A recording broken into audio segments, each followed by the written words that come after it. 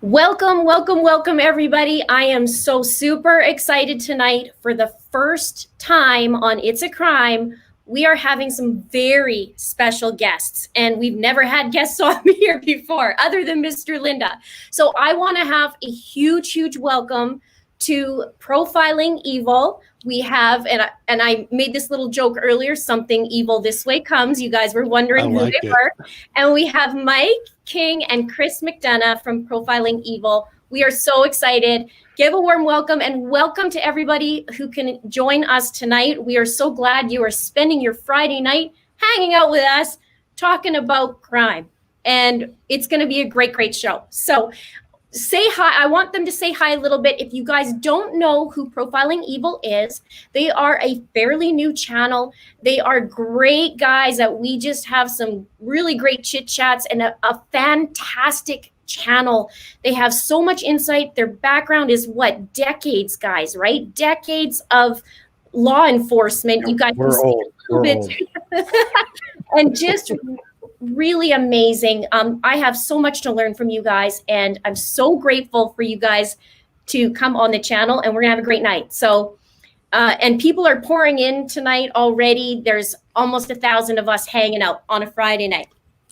That's awesome. Welcome. Say hi, you guys, because I'm just so excited. I'm gonna ramble on. Go ahead, Chris. Hey, everybody. How are you? We are just so excited. Linda, thank you so very much. And all of your followers, we're blown away by the fact that you would even consider us as your first group that would come here tonight. So this is fantastic. We love It's a Crime. We absolutely are just we love you too. Okay. We're so happy to have you on. And say hi, Mike, too, as well. Hey, hello, everyone. It's really neat to be with you. Linda has been so kind to us since we came in to this YouTube environment, and it's for a couple of old guys that really didn't understand this. She has been just incredibly helpful. And Linda, how could we ever even begin to thank you for the advice you gave us early on? We're just blown away by this. And yes, decades, which means we're really getting old. Still young, still very young. We like to think that we're as immature as the day we graduated from high school, but we are a little older. That's okay. I have it too. So what I'm going to do tonight, I think we're going to dive into a couple of cases that we are both working on, and we're going to have a little bit of chit chat, and we're going to have a lot of questions about this. I'm sure we'll dig right in as we usually do. I say usually because I've talked to you guys a little bit more often than just being on camera. So I think everybody would enjoy that. We'll start off. I think the two cases we're going to talk about tonight is Suzanne Morphew and the Charles Vallow / Lori Vallow / et cetera. That's all kind of clumped into one. So we'll start off with the Suzanne Morphew case. We'll take some, we'll chit chat first, and then we'll take some questions. And so this can flow a little bit, and we're not stopping every minute for questions, but I think it's great to have everybody weigh in as well. Sound good? Sounds great. Sounds good. All right. So one of the things that I've been working on today was actually the Barry Morphew video that Tyson Draper did. And I spent the last 2 days ripping that apart. So maybe we could talk about that. I was going to get it up today, and I thought, you know what? I'd rather not rush it. It's filmed, it's ready. Tomorrow, everybody's going to get that info snack, I call it. But I thought tonight maybe we could talk a little bit about Suzanne Morphew. What the current situation is, a lot of people are aware, and some people maybe not so much. I haven't covered it in the last little bit. So let's talk a little bit about the current situation, and then maybe we can talk about, what flows from there. What are your guys' thoughts currently as it stands, where we're at? I'll take a stab at this, Chris. I think Mike. One thing is that I really do believe that law enforcement is working around the clock. I don't think it's just lip service that they have as many people assigned to this case as possible. I think they are building a case against whoever is responsible. I think they are probably laser focused on who might be responsible at this time, and that it's really about putting the evidence in the right order, putting it together in a way that you could present it and get a person convicted if you do take them to trial. And we got to find Suzanne. That's the thing, right? Suzanne's still missing. It's been 3 months. Chris, what are your thoughts? Yeah, no, I mean, just to dovetail on what Mike was saying, I mean, they're in a full-blown investigative mode. And one of the things that, we noticed was what we call a compression within an investigation, meaning the investigation collapses within, right? And we talked about that before, where, they want to keep the cards close to their chest, and there's a couple of reasons for that, but primarily, they want to get to that interview room, whatever that means. And so in the interim, they're doing what they need to do in terms of collecting the evidence, interviewing additional people. They recently were up in Indiana, and so those are always good signs that the investigation is still fluid, that they haven't come to a dead end. Yeah, that's always good, of course.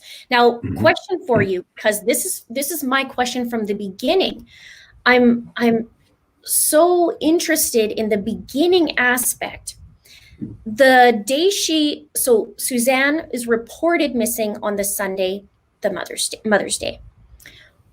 Within those first few days of the announcement that she's missing, there was never a descriptor of not just the bike, but of Suzanne.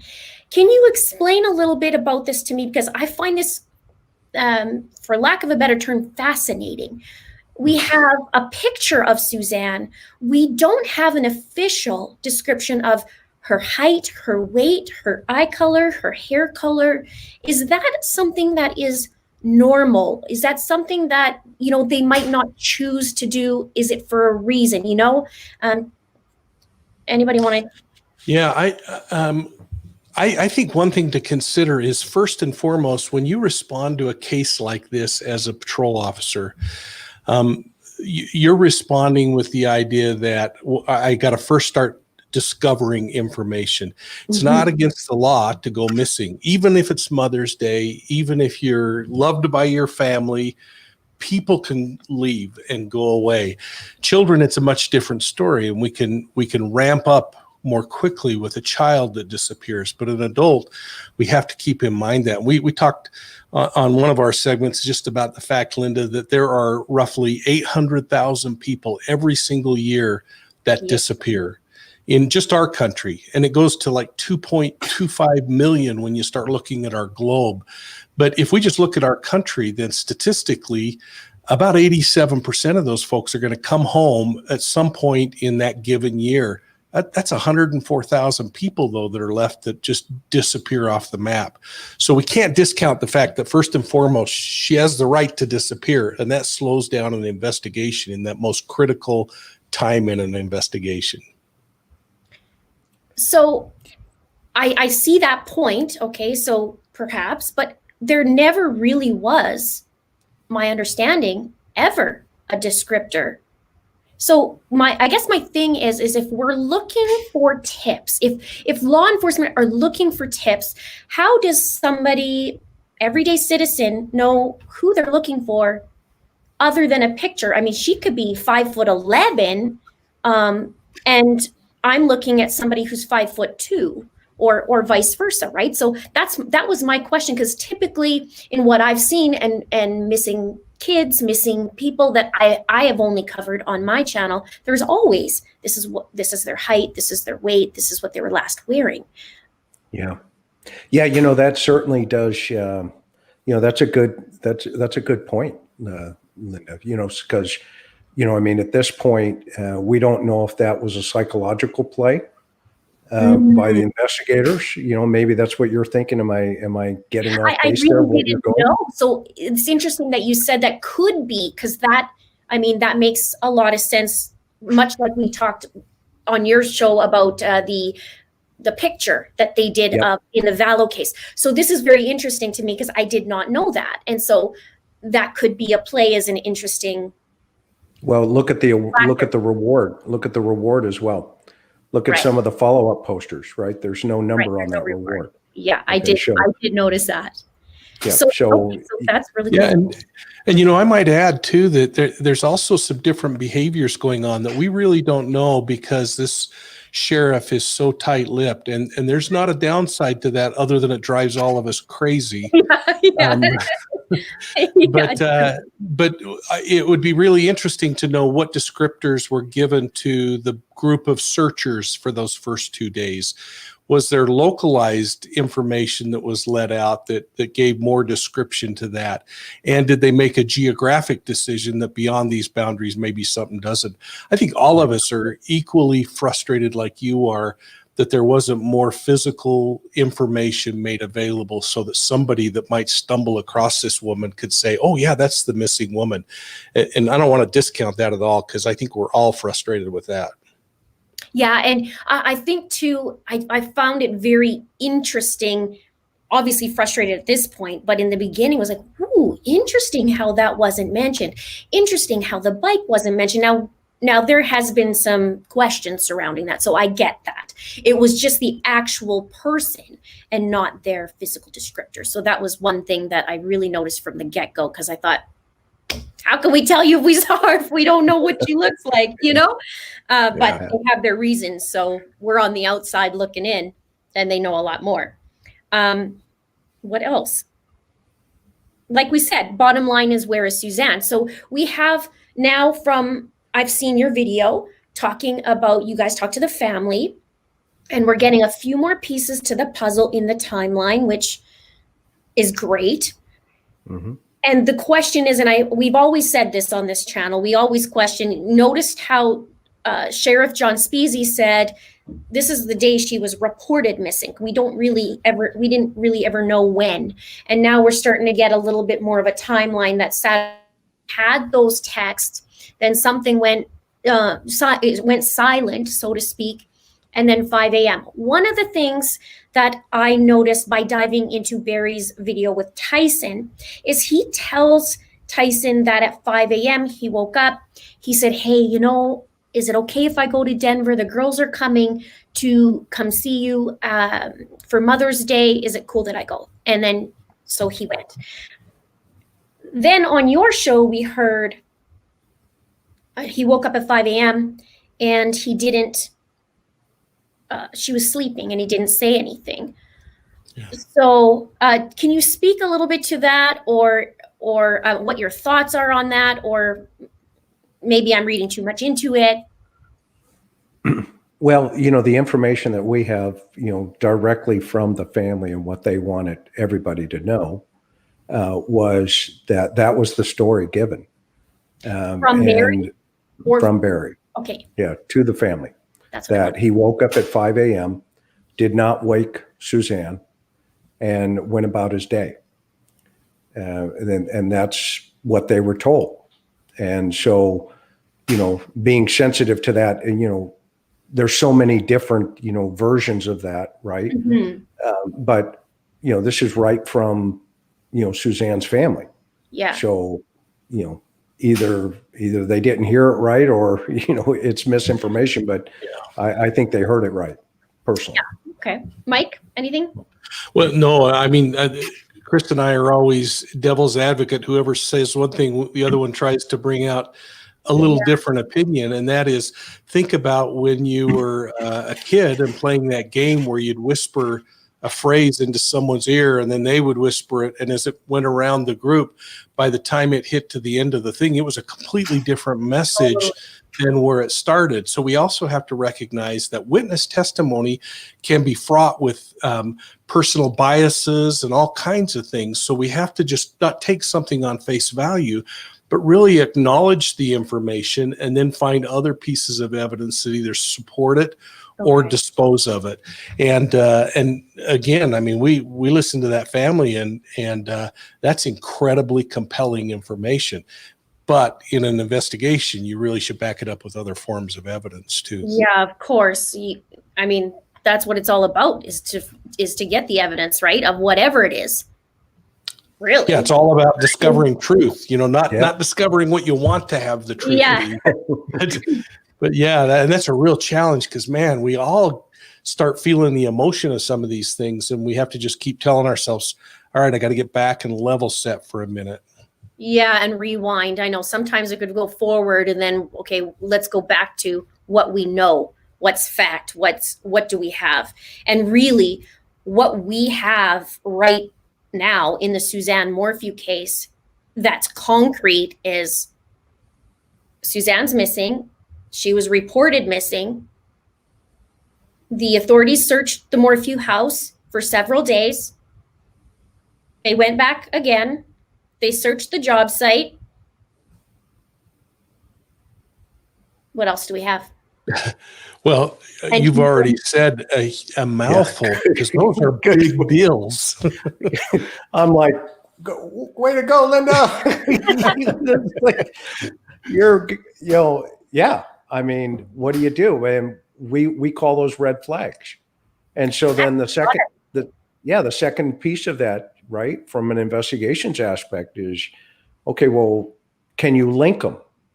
Right. Can there be is there, like Mike said, is there evidence that actually says, yeah, this is factual in nature and that we could present this to a court of law, in a court of law that would be believed beyond a reasonable doubt. Right. Not speculation, but hey, this is what actually happened. And that's a process, that's a process. I mean, and it takes patience. It takes a lot of convincing because you've got to convince, in this case, you've got multiple judges that are involved in these search warrants.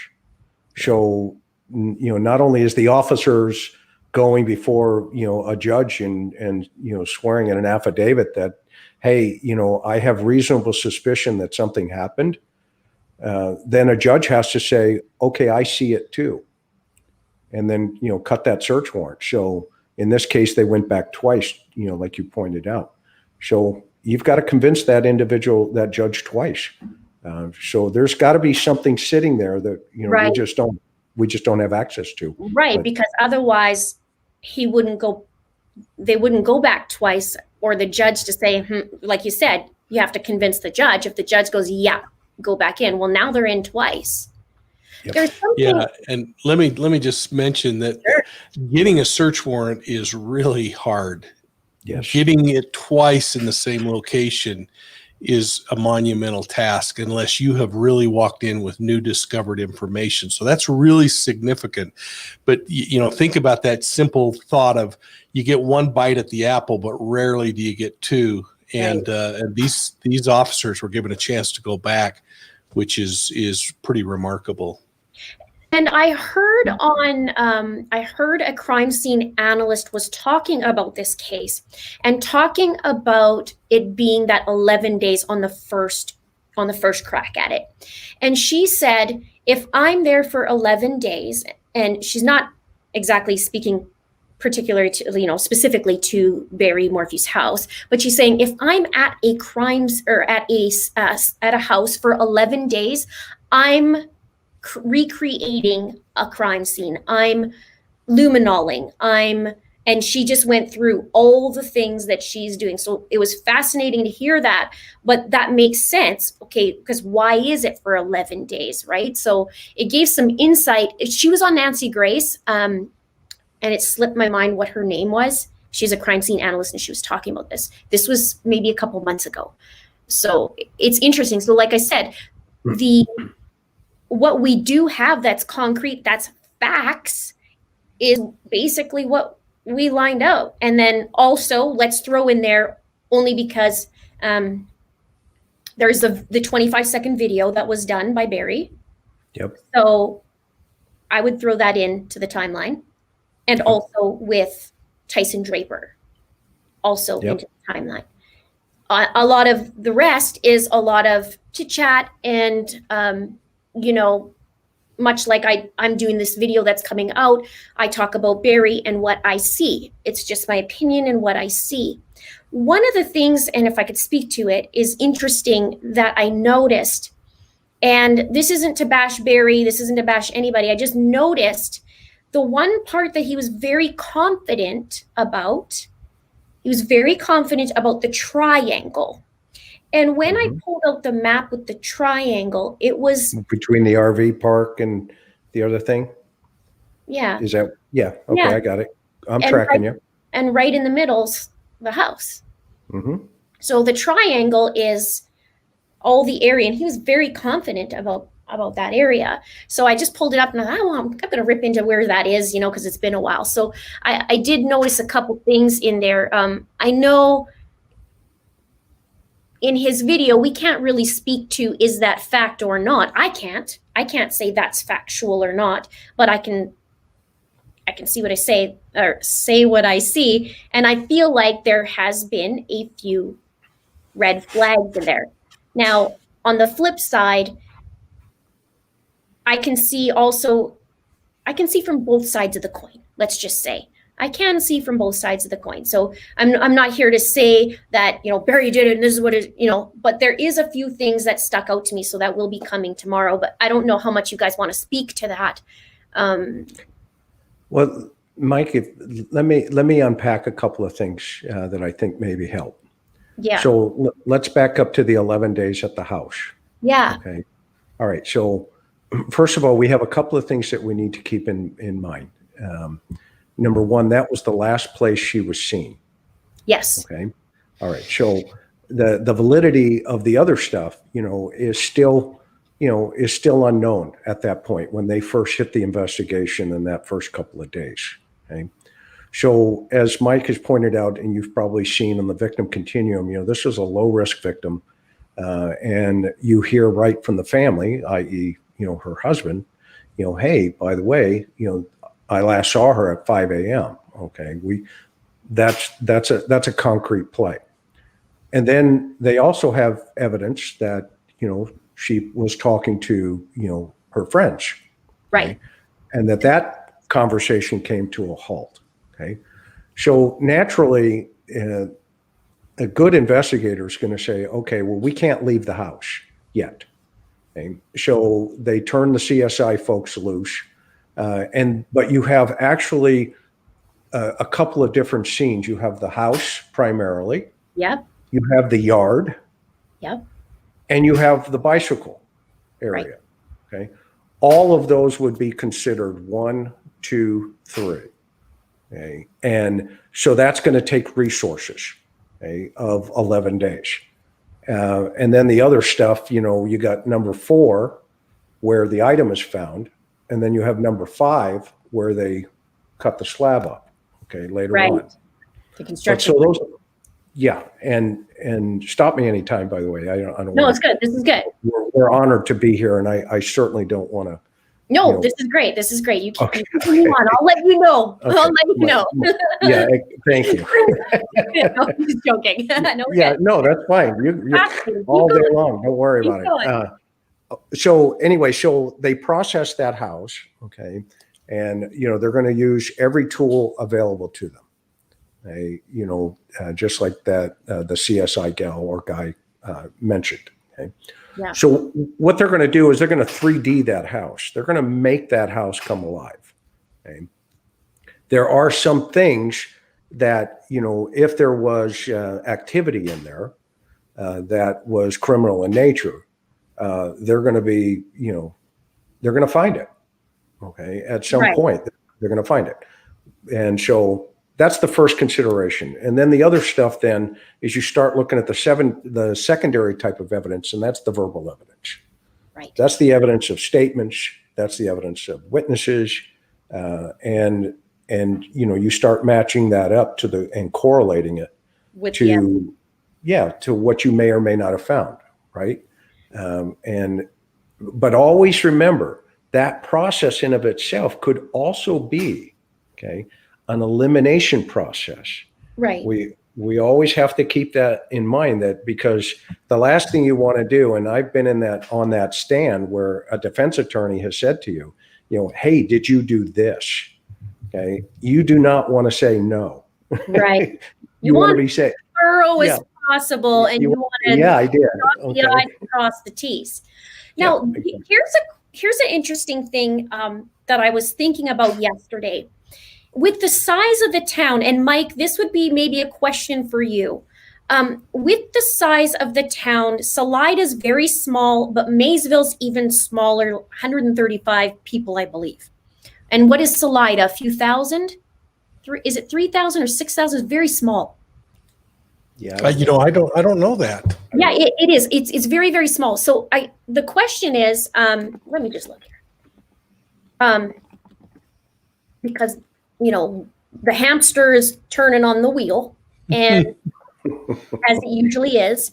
And I start thinking about these. Okay, so 5,900 people as pretty much 6,000 people in 2018 in Salida. Okay.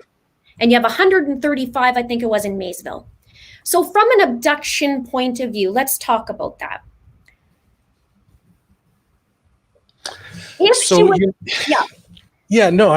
That's a really interesting question, because this is, I think, another challenge that law enforcement faces, this idea that perpetrators originate in the community where the event occurs. And we have become such a mobile society, Linda, that we have to constantly think about those highways are traveling a lot of different directions. Even that highway that goes between in front of their home is going a lot of different directions. And you can do big loops.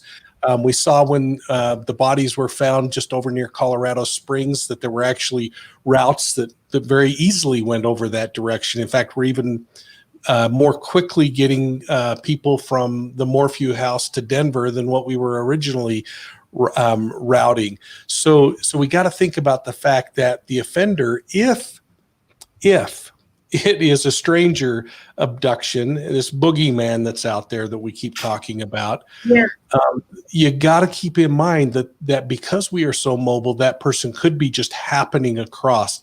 They could see a woman riding down the highway on their bike, and they could be a predator that's just out hunting all the time and think, all I got to do is pop them with my car and I've got them knocked out and in my vehicle and on my way, and I've got another victim. We've seen this with serial killers over and over again where they do this. That's why Chris and I just keep saying we got to come back to the house, and we personally haven't left the house yet.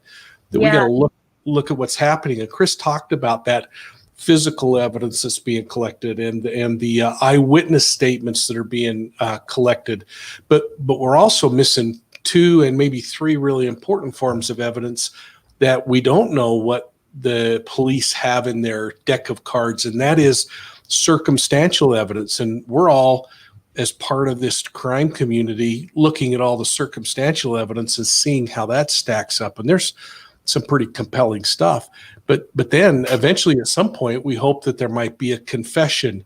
And then the thing that Chris and I try to concentrate a lot on is this idea of behavioral evidence and how it applies.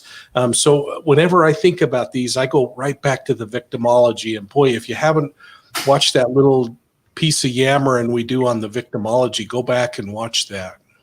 I do. And you were talking about the low risk versus high risk, right? That correct. One, yeah. And so I think about that, and it makes sense. What you're saying about Suzanne, what we know so far of her, some of her habits that we kind of know about her. And it makes sense too, no matter what, you have to, like you said, you can't leave the home. It doesn't matter if it was, if she was alone and she was talking to her friend on that phone, you can't leave the house because that's where she was last that we know of. Well, and if the family member that we spoke to is accurate, we know at 5 o'clock in the morning she was there.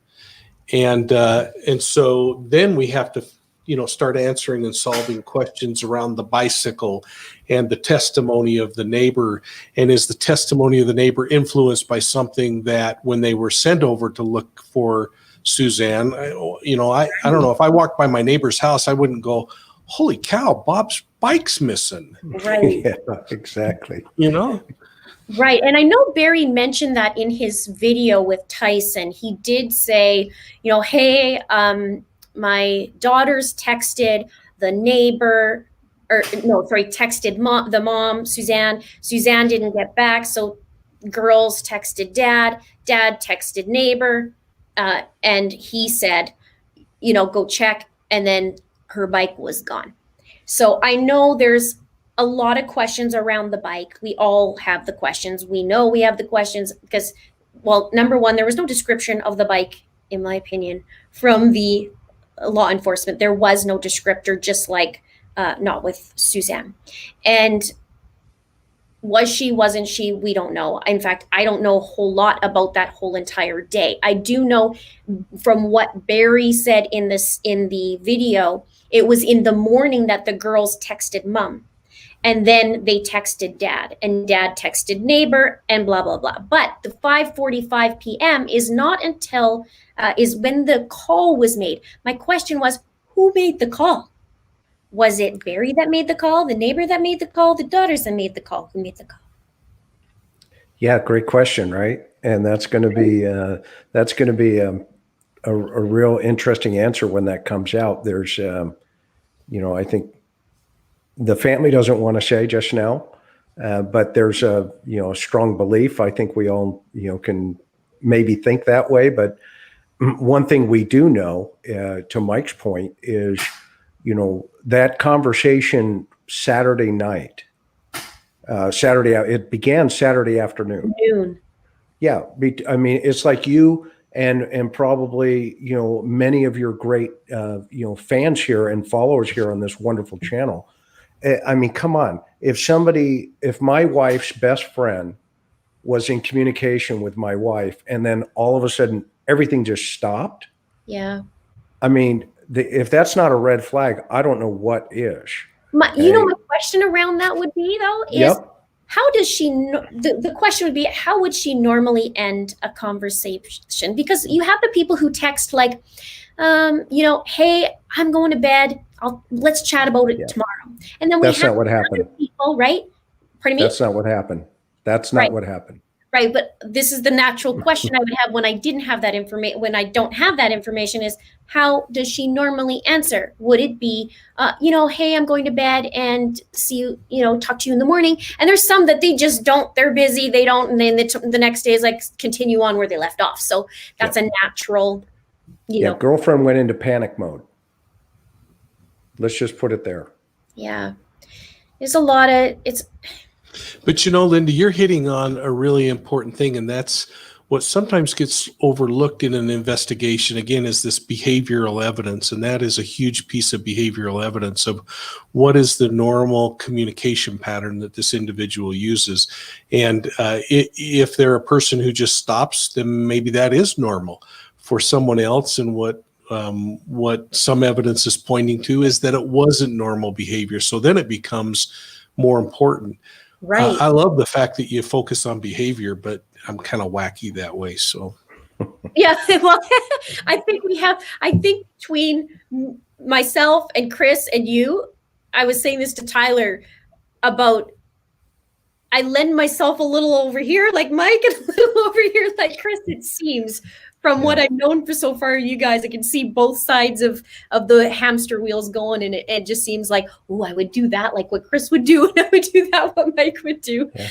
Well, and that's really, I mean, you think about the people that are paying attention to your channel, our channel, other channels, they have this same innate ability to say, this makes sense.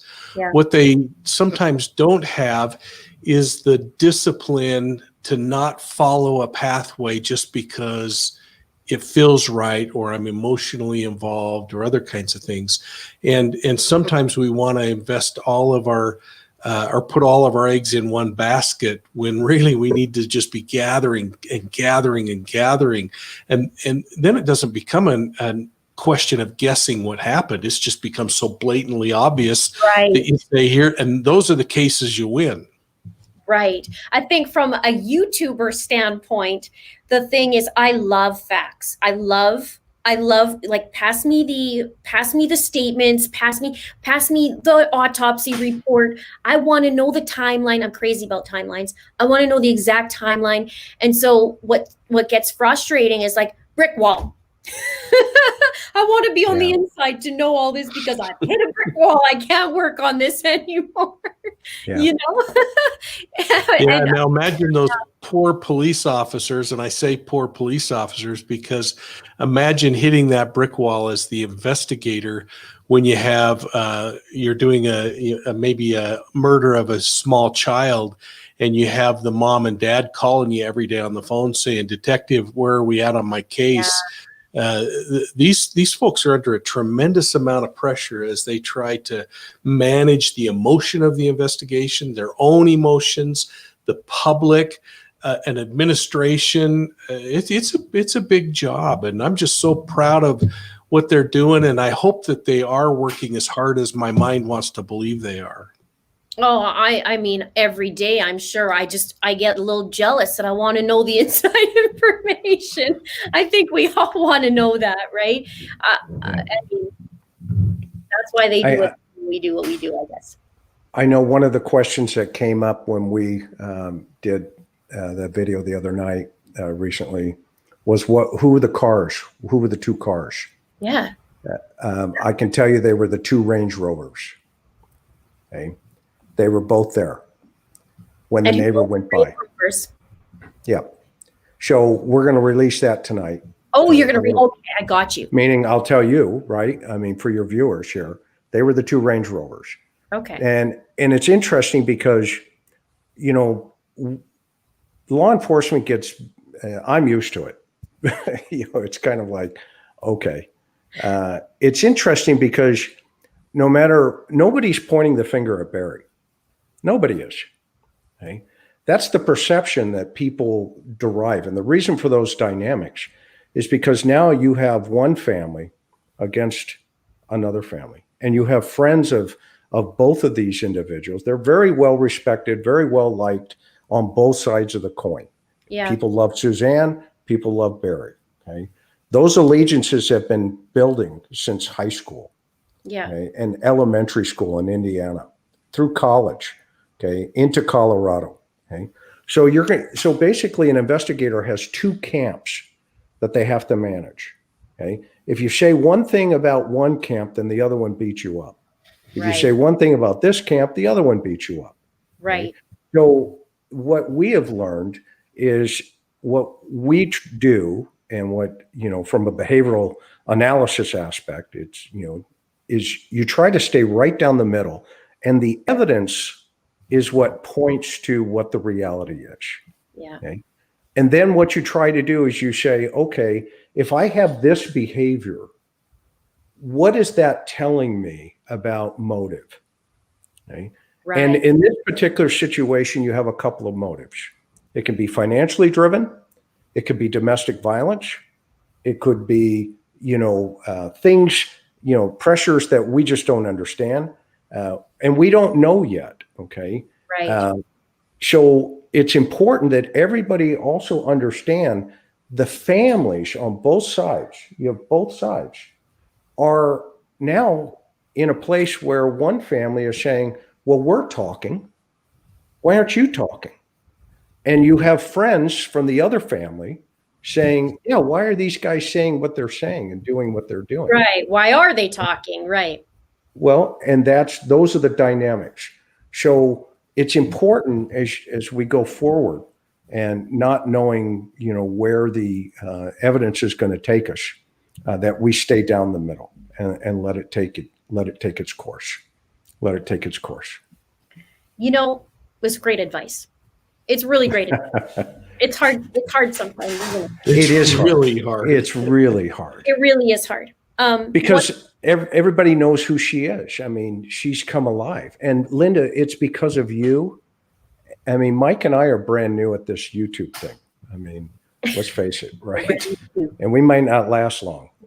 But I'm just saying, you know, it's people like you who solve crimes. Investigators, we just collect the pieces of the puzzle that people like you say, hey, did you think about this? And, you know, sometimes we haven't thought about that as an investigator. I mean, I've been in this game since 1982, and every day I still learn. every single day that, even tonight, I'm picking up something new from different people. I'm watching the chat over here. Yeah, And we're I'm gonna just, get some questions in a minute too, because I'm sure they're just chomping. yeah, go ahead. I'm sorry. No, no, I know you finish what you're saying. You were chatting there. Yeah, no, it's the victims here are these daughters as well. Yeah. These girls, their mom is missing, and they're at home, hopefully, processing what's going on here. And I can't tell you how many murders I've had where I've looked at the children in these cases, and Yeah. one of their parents is gone. Yeah. And how do you explain that? You don't. You just try to do. You try to give them some hope, and there. I would love, and I'm going to say this again. I've said it 6 weeks ago, or 5 weeks ago, whatever it was, 3 weeks ago.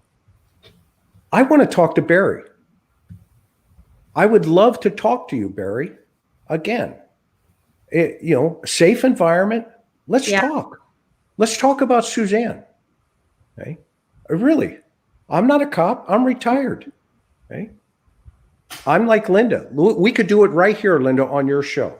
I would love to do it right here. Come on, he can totally come on here and he can chat. I can just sit here and be the platform, whatever he wanted. If he wanted to do that, one of the things that I appreciate about you guys is that you are neutral. Yeah. And so if anybody, he'd be safe with you guys. Yeah. Look at Mike. Who wouldn't talk to Mike? He's awesome. Smiling away down there. One of the things when you speak about the girls, and I was thinking about this the last couple of days, because I thought there's a bottom line, and Suzanne's still missing. Yeah.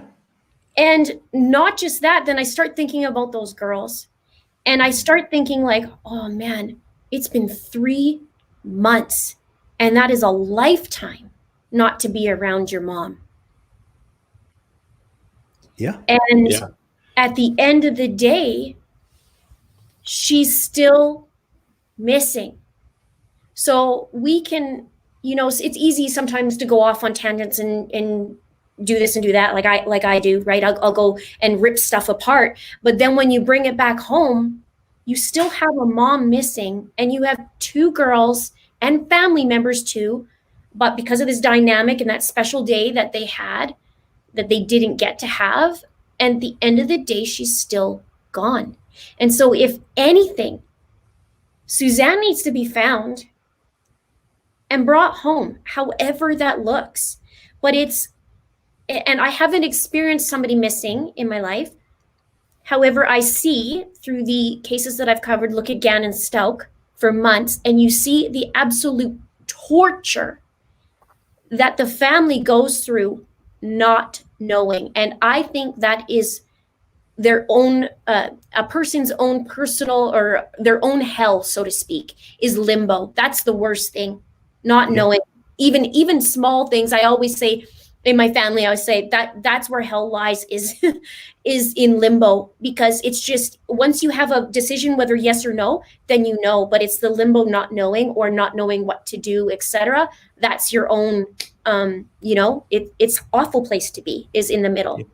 Couldn't agree with you anymore. So let's take some right questions. Yeah, that's how I feel. And I just, when I dial it back and go, stop, let's just think about this for a second. Suzanne's gone.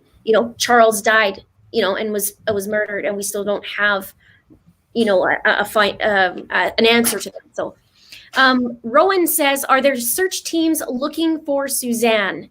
And the only info, and you guys can add to this, the only info that I know is the last there was a search team official was June 2nd, I feel like it was. You guys correct me, because you probably know a whole lot more than I do on that. Mike? Yeah, that was the last info. Yeah, that's the last thing we know too. And that's really troubling I think, again, to all of us. And I keep referencing Elizabeth Smart when she disappeared. And for the 9 months that roughly that she was gone, that family never stopped organizing searches. They never stopped getting in front of the media. So that's been something that's frustrating to us. I think as just a general population trying to figure out why aren't they talking more about this person, because you never know if this person has been abducted. Hearing that on the news gives them a glimmer of hope that people haven't forgot about them and moved on. If in fact they are not around, you can't stop looking. And so that's a really interesting thing. And by the way, Rowan, I just really like, I wish I could grow a thing like that, but That's funny. Maybe you can try now. Never knew. yeah. So, okay, so they put them in the spotlight. We keep going. You keep going. You do not let go of that, of getting them out there. Posters, videos, whatever, public helping, sharing videos, whatever they can to get her name still out there. And somebody might know something. And I say this a lot. You might think it's so tiny of a like a no big deal, that must not mean anything. And it could be huge. So always just call it in. One of the things I wanted to ask you too is his 25-second video that he did okay, let's just say he says, okay, I think she was abducted, right? I feel like that's what happened. Would law enforcement in any circumstance guide them what to say if it was an abduction? Or would they say, my gut is yes, but what do you think? Mike's nodding his head, actually, I think. Absolutely. Yeah. If it's an abduction and they know it's an abduction, yeah, there could be some scripted media comments from a behavioral analysis side, right? They have to be careful. Yeah, but if it's not, go ahead, Mike. Yeah, no, I think that's really the key is we don't know what they knew when this happened, and whether it was just something that Barry just did off the cuff and said, I'm going to just get this out there. And if it was, why hasn't there been others? That's troubling. So you start looking at this in kind of totality, but it could be very much that they knew something and they wanted a certain word or a certain phrase said in order to send a message to an offender who maybe they're focused on. The whole thing is really troubling because, again, we're trying to make decisions without knowing, and that's where it would be wonderful if we did hear from the sheriff or someone saying, hey, we're working on this, and that becomes interesting because I don't think on the sheriff's bulletins that I've seen the reward listed. So is that happening independently, and is there a disagreement on whether that should be there? There are just so many things that we don't understand, but it all becomes really interesting, and we just keep gathering it and pulling it in, and we take it at face value, but we try not to make a decision based on it. Yeah. Right. So what was your takeaway, Linda? What's your takeaway on the video? Where we're curious as to what Miss Linda came up with. I did. I watched it several times. Yeah. Okay. Well, I might as well just say how I feel. Go. There's a couple interesting wording. One of the things maybe, and this is a question, this is going to turn into a question as well. The personal item that was found was said personal item in the articles. The personal items were said by Sheriff John Speasy. He said personal items in his thing. So it could be 1, it could be 2, it could be 3, I don't know. My question is, when the authorities find a personal item, would they tell the family that we found something? They might not say what it is, but would they say we found something? Yeah, you're going to sit down with the inner core of that family, and you might not, you might not say, hey, it's this, okay? But let's remember there's 2 areas or 3-4 areas here, okay? So when we say personal items, okay, it doesn't mean it wasn't found in the house. Right. And it doesn't mean it's the only one found on the street. And Okay. so always keep that in mind. Okay, I love that. So here's my thing. Mhm. He says, okay, and I'm going to be objective, okay?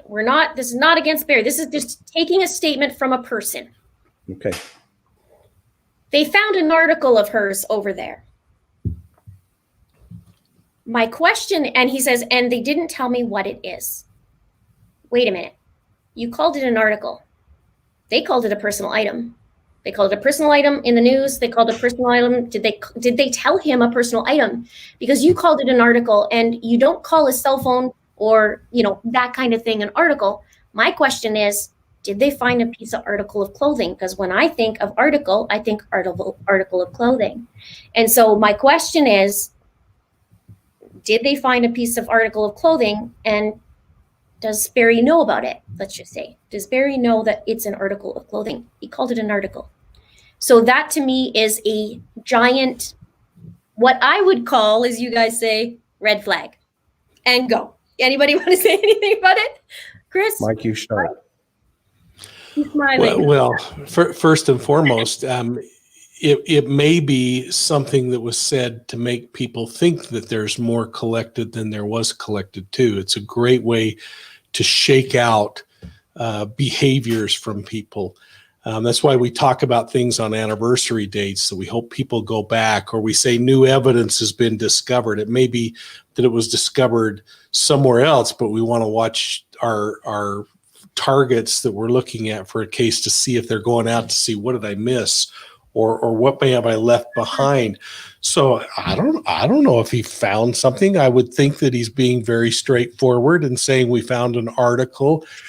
He could have just received, as he showed up on for the press conference, a note from his detective saying we collected evidence over here and over here and over here, and article is the word he used instead of evidence. It's really hard. Now, this is where we have to start thinking like, yeah, but what's common sense? And that's where Linda, that gut feel you have is what investigators live on, is their gut feel. Yeah. But then you just try to pack it in with all the evidence to help support the ideas. That's what I like, is I say what I see, but I need to know what they find, because I'm happy to go, you know what, I was wrong. And this is what we need to look at. I'm no problem with that. That's what I love, the fact. I bring them to me, but I also can't help what I see. So for example, he says, the sheriff botched everything. It's botched. Evidence is botched. This is botched. And from my maybe not personal experience, but kind of, because my husband's a paramedic, I'm surprised. I'm surprised that he's saying, as a volunteer firefighter, I'm surprised that he's putting down the police department, because typically, and you guys can tell me a little bit about this too, there's a respect among the departments. There's ribbing, and jokes. Paramedics make jokes about the firefighters. Firefighters make jokes about the cops, and I know that goes on. But at the end of the day, they have each other's back, so to speak. There's a. Would you agree or would you disagree? Absolutely, but I would add one area that you haven't talked about, and that is the stress of losing your loved one and going days without sleep. Our behaviors can really be different. Now, I'm not saying that that's the case. I'm saying that becomes part of all these formulas too, because we see people who absolutely are true to a profession, but then something goes wrong, or they lose a loved one or something else, and they lash out. And they may not mean it. They may mean it. I don't know. But however, 100% agree. However, at the end of the video, he encourages Tyson, if you find something, give it to the police. Yeah. And so if you don't trust them at that point, because I could see from Barry's point of view, I'm upset. They shouldn't be touching the bike. My wife could be found. That's their fault. But then on the flip side, at the end, he's saying, hey, go find something. And give it. If you find it, don't touch it. Take a picture and give it to the cops. So for me, that was a discrepancy. That was, wait a minute, you didn't trust them at that point? Why are you trusting them now for him to go, give that? So that I agree with you in terms of we don't know how people act when crap's going down. We don't know. Somebody can go missing in my family. I'll probably lose my marbles, or I might not. I don't even know until it happens. But there are discrepancies in that video, and I picked up on that. But again, I could be wrong. It's just my observation. Well, there's two teams in that. There's two teams in that conversation. There's, we, us, and them. Oh yes. Who's them? You should see me in the video. I'm like, wait a minute. Who's we? Who's we? Yeah. Throughout the whole video. I'm nice, but that was the first thing I did when I heard about this case. I went right to that video because the best evidence you can ever have is right here. Yeah. Okay. And the reason we have two of these, okay, because these are more important than this. That's right. So as the best evidence we have is that statement. And they're in that statement, and we broke that down, over a week, listening and then, kind of processing. We have we, us, and them in a variety of different potentials. Yeah. But it starts with, let me tell you what happened. Twice. Bingo. Twice he says, let me tell you what happened. And okay, I'm the behavior kind of nerdy. Let me see what they're saying. Let me see what their hands are doing. And not that I'm not a specialist. I'm not a expert by any stretch. But I do see little tiny isms that maybe some people don't. And that's when I kind of bring it to the attention, because he has 3 statements in there too that are thrown in that it was a head scratcher. Wait, what is he saying right there? What does he mean by that? What's interesting about that is you haven't heard the sheriff tell you, let me tell you what happened. No. And I said this in my video, and you'll see tomorrow. I said, wait a minute. He's saying to Tyson, let me tell you what happened twice. But you don't know what happened. You don't. You really don't know what happened. Right. But you have a guy who served 400 tours in Afghanistan that does know what happened. And 200. Do you know what a 200-mile radius looks like? Yeah. Do the math. As you say. It's a math problem. And I love that piece. Math is math. Math is math. Whatever it was awesome. When I saw that, I was like, way to go, Linda. You got the teacher star because I say that over and over. Math is math. Math is math. Because there's that again, 400 tours and also 200-mile radius. And we did all the mountains. We searched all the mountains in 3 weeks. So I did break it down. I mean, I'm hoping it's a case of, that there's no red flags, but I can't help it. And I did this with Letitia. In the beginning, when I start a case and I look at it, I'm very neutral. But when I start seeing things, I can't help but say what I see. And then I lead, and then I take whatever morsels of evidence we have, because I don't have the whole picture. We don't. But I take what I do have and I start putting it together. And then I see what I say what I see, and I can't help it. I can't renege on it and say, no, I didn't see it. I feel compelled to. I mean, I don't know. Anyways. Mike is like smiling nod. That's awesome. Well, I think you're on to. I think you have a fascinating mind. You have a gift. Keep doing what you're doing on this side of the coin for Suzanne, and we'll keep doing what we're doing on this side of the coin for Suzanne, and hopefully there's something like that with me putting out things like that. Does it help? Does it truly help? Because I mean, I wouldn't want to botch anything ever, never. But my quest is for the truth and to find these people. Truly, just help and find them. And, so I don't know. The key is if you come across evidence that you believe the investigator should have, that just give it to them and then just step back. and let them do their thing. Yeah, No, no, I mean, but your reader, your audience and stuff, because that's where we get in trouble, you know. I mean, in terms of that's where you know we've kind of got to say, okay, you know, this could impact, you know, Suzanne and her life and her family and just everything. So, and you do that. I'm not saying that you don't do that at all. So, oh no, if I had something come across that was immediately would put in, I'm just saying to take what I see and put this out there. You know, I try and do my best to, I just say how I see it. Down the road, I start giving little jabs to, you know, the Lori's of the world and the Letitia's, because I can't help it. I just can't help it at one point, but I am fairly neutral. And then when I start to see something, I call them out on it. So let's take a couple questions and then we'll go into Lori Vallow, which could be all kinds of things. So yeah. Mike's new nickname is Dimples. Oh, that's good. That's better than many of them I've had over my career. So thank you. We get it all here. We get it all. I'm so happy tonight. We have, holy moly, we have 3,400 people hanging out with us on a Friday night. Thank you. And hit that subscribe button for her. yeah, Yeah, please. Please.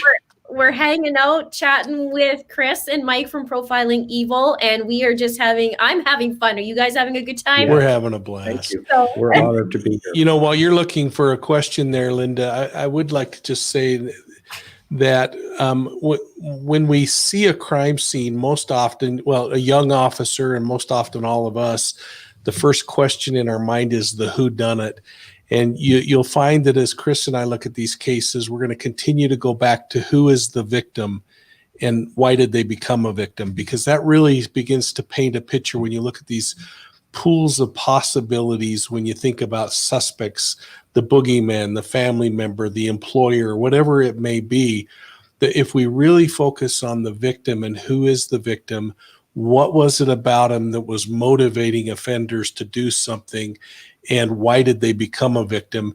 It keeps pushing us back. And that's why Chris and I tried really hard a few days ago on the anniversary of this thing, is to talk about who Suzanne was and keep reminding people this is a beautiful human being who has disappeared. And again, I hope that she decided to go to Vegas and just is spending some money and is going to come home. But we start looking at possibilities and then driving toward probabilities.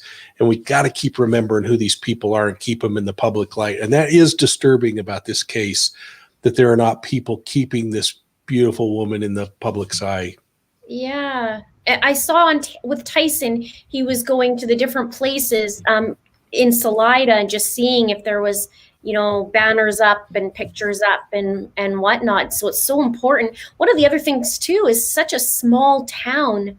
I come from a small town too, so I know, not as small as Salida and Maysville, but I know that when you're in a small town, there's a lot of people that are close knit, and even if you're not, they know what's going on and who's who and what's going on, and you know. But it's also really hard to be a new person in a small town, and she was a new person, and that's very isolating. Yes. So that really places her in a really tough position as well. But they still talk around town, even though you may not be part of it, still know who the new person is, where they go, oh, I saw so-and-so at lunch on here and there and whatnot. So I'm curious about that aspect as well. So hopefully, you know, they can get more clues. They can, I mean, sure they have tons anyways, but hopefully we can get more clues.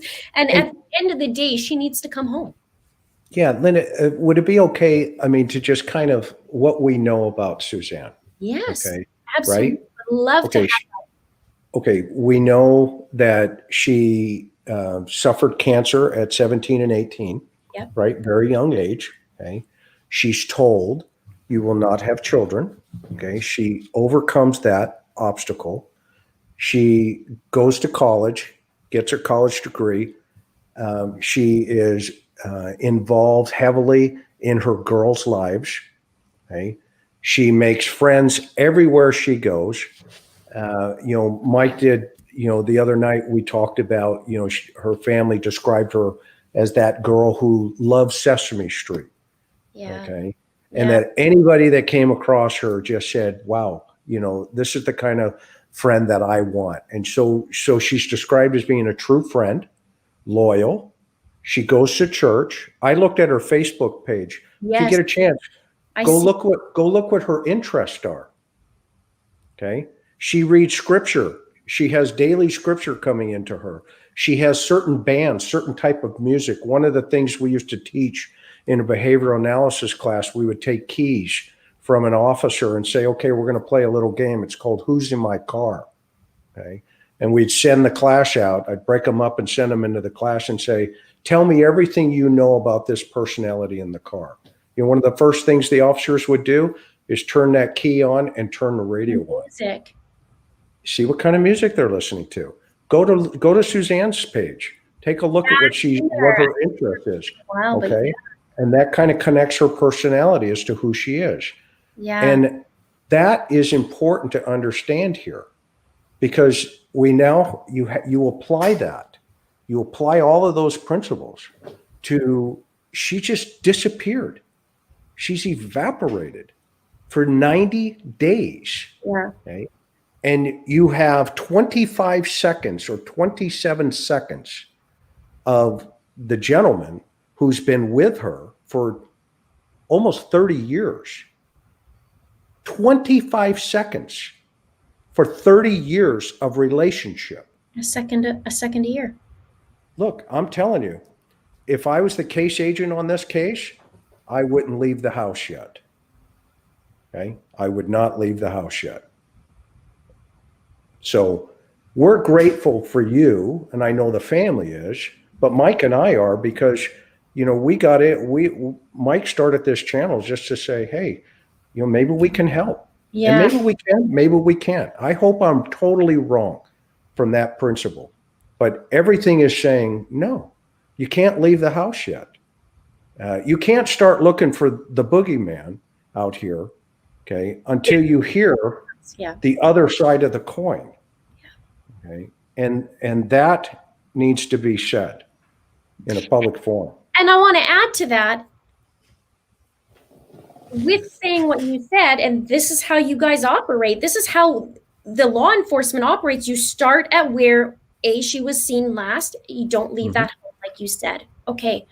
So it has nothing to do with being against Barry. It doesn't have anything to do with that. It means we need to be at home. We need to find out the evidence, and we need to see where the trail leads.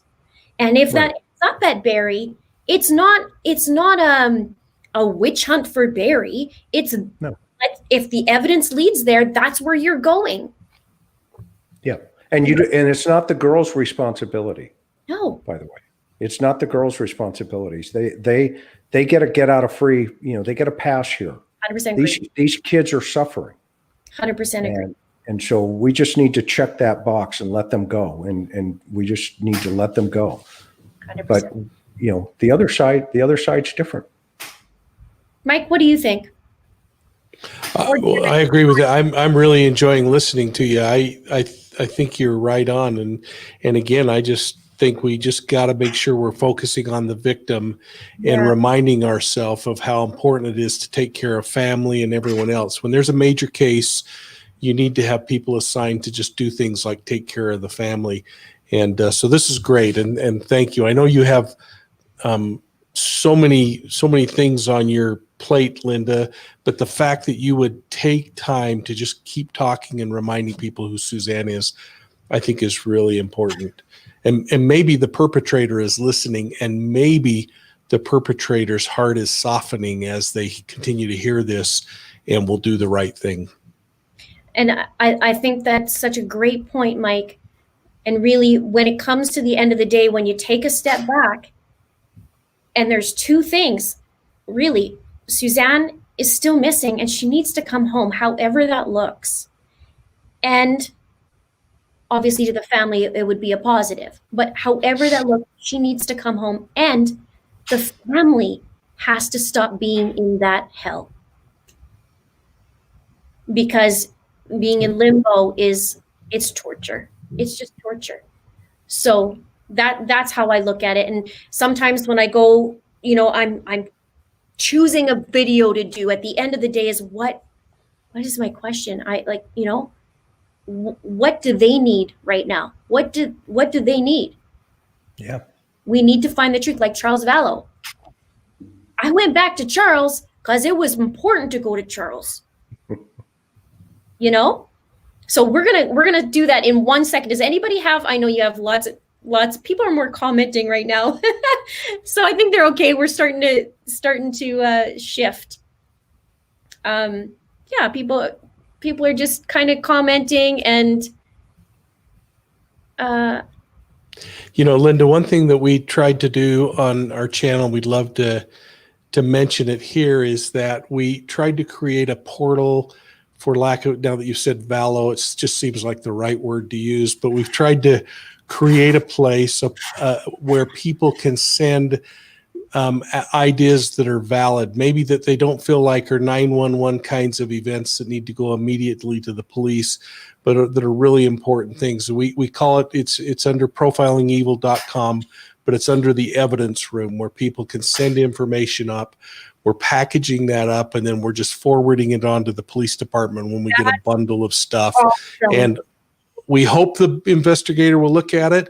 We call it our little CSI corner, a crowdsourced intelligence where people can share all the things that they're discovering. And we're getting some amazing pieces of information that people are sending forward. And again, our hope is that as law enforcement evolves and realizes that there are a lot of things and a lot of people out there that are doing this intelligence searching throughout the web, including, as you saw in a show that we did a while ago on the dark web, there's some really powerful things being discovered that can be transferred over to law enforcement that frankly they don't have the budget or the personnel to do on their own. So you are performing a huge service when you send that stuff up. So thank you. Oh, that's so cool. So I did put that link in the chat as well, and they call it the evidence rule. So thank you. So anybody can go to there and add anything they know, tips or anything like that is what you're saying, right? If they know something and they feel comfortable, it's almost like a middleman. Is that what you're saying? Well, yeah, and we don't want you to necessarily give us a tip. Like if you know, hey, the smoking gun's laying on the street corner, don't send that to us. Call the police department. Yes. But if you are doing some searching on the web and you find somebody's Instagram page that has a picture of them holding up, a malachite ring or something like that, that's the kind of stuff that you might want to just forward over, and we'll package up and move on. Awesome. And we hope that our former colleagues might look at that and consider it. Awesome. Good. That's so good. So check that out, you guys. If you need to do that, go there. And I got to remember that in future so that I can say that as well. We have Cruise in the Tube says, did Barry not try to call his wife at all on Mother's Day? Seeing he was out of town, you'd think he would have tried to call her himself to at least tell her Happy Mother's Day. I think there's evidence that suggests that he has said he tried to text and calling was always a problem. That's a great question, isn't it? Won't it be fun to get the answer to that? It is. And you know what I wanted to know too, is actually piggybacking on that. I thought of this yesterday as I was doing the video. I thought, I wonder if he had bought her a card or a gift, or what that was normally like in their family. If he normally bought her flowers on Mother's Day, or maybe a gift or a card, if he did do that, and So very important. And one of your listeners also put in something earlier that I saw that was the bed made. These behavioral things are the key that will turn a case over if you think about them. And that's why it's so important to constantly think of these investigations like an artist's painting. Each brushstroke is really important, but alone it doesn't seem very important. But as they come together, it just creates this beautiful canvas that tells you, oh, voila, I can see what the picture is. So. Right. I said that too in my upcoming video. I remember saying the truth is in the details. So sometimes it can be this just tiny little brush stroke, like you said, and I'll put it all together. And it doesn't make a sense on its own, but then you're going, okay. Yeah, it's awesome, isn't it? Yeah, sometimes. Sometimes I'm actually sleeping in the middle of the night and I'm working out. I'm working out the actual clues in my head, and I'm going, okay, Linda, just go to sleep. This is ridiculous. It's true fact, though. I actually do that. So some people have some questions here, and then we got to get to the other questions here. This is great. Rosanna says, I think this is great, especially to all of us staying at home right now. Maybe we can actually be helping. It's really good. And you know what? Yeah, absolutely. If anything, people who are watching, the more people that watch, the more eyeballs that are on a missing person.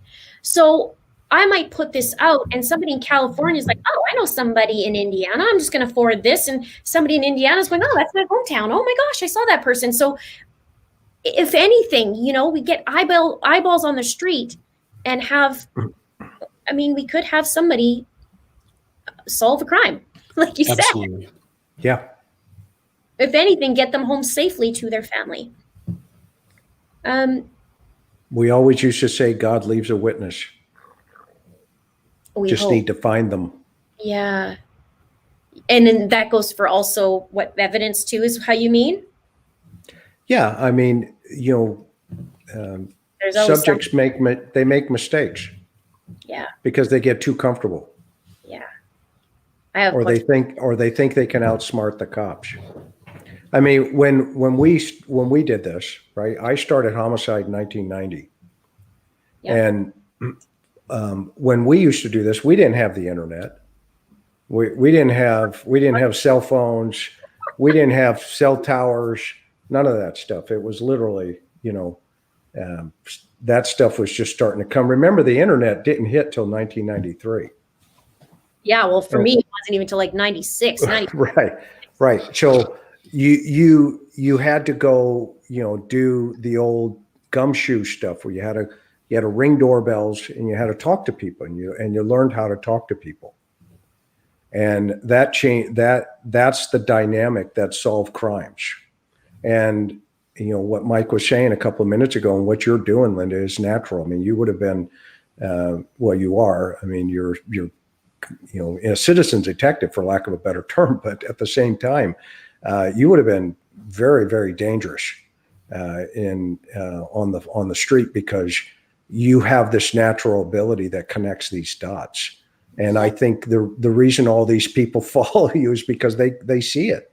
And, good for you. Because you've put your talent to good. You're using it for good on this channel. And, we're grateful to be here. And just, your first, and the first guest. Are you serious? I know. Couple of old dogs like us. I think it's going over fairly well. So you need to talk to your husband. He's going to say, what were you thinking? No, it was awesome. He was excited. Everybody's excited. I know. So we're going to have one question on, there was one about the Fitbit, and I do want to ask that. There was a question, did Suzanne have a Fitbit? Owned a Fitbit, wore a Fitbit? Do you know anything about that? Don't, but if you had a Fitbit or an Apple Watch or something that's collecting data, you got to find it. If she's missing and she wears it and we're thinking there's evidence there, then we got to find it. Yeah. And I don't know the answer to that. Okay. Yeah. All And right. I see comments about guns and stuff like that. Keep an open mind. Keep an Chomping. open mind. No, I mean, this is good, but keep an open mind because it could be anything. It could be, anything. It could be a gun. It could be, anything. If she's kidnapped, it could be any of those things. And don't dismiss, asphyxiation. Don't dismiss any of the manners of death yet, because we don't know if she's deceased. Yeah, we don't worry. We need to find her first. So it's good that we kind of put that out there, and people need to, because maybe some of those things will come to play, but right now we don't know that. I think some of the gun things they're asking about the next. So we should get to Lori Vallow, because I'm sure this could be a long one. Mike adjusted. What's that? You can hear me? He adjusted his seat. I did buy, for those that were questioning, I did buy some WD-40, so I've done my work. You got a squeaky seat? I do too. It's okay. My butt kind of gets numb in this seat, so like it squeaks. So, okay, let's talk about, I guess we're going to do a mishmash of it because there's so many players to this case or cases. One thing I do want to bring up right away, though, is we heard just recently that Lori has now, or sorry, let me rephrase this. There are 4 new search warrants for data collected in the from Lori Vallow. I got to word this right. In the Charles Vallow case that they're looking at. They just announced it that there is new search warrants for data collection. Have you heard about that? Mm-hmm. Sure you did. Yeah. Okay, cool. This is cool. This is good. So with this now, with the search warrants, they're looking at this like, okay, this is more serious, or could lead us down the path to charging Lori with conspiracy, with all kinds of things in Charles Vallow. So the data they're collecting right now, there's 4 different search warrants. So could that mean now 4 different because they're all data from my understanding, is that like 1 for the cell phone, 1 for the computer type thing, 1 for? So typically those would be broken up into a couple of categories. The first one would cover all of any type of electronic, capture, like, cell phone pings, that kind of stuff. Okay. The second one could be search warrants out to the carriers, AT&T, Verizon, Google, any kind of the folks that are, going to be pushing data back. Okay. Then the third and the fourth one could be around some various types of tools that are available to law enforcement that that are very sensitive in nature. I mean, and so those are all 4 of them sealed? I couldn't remember. Are all 4 of them sealed? I think they are.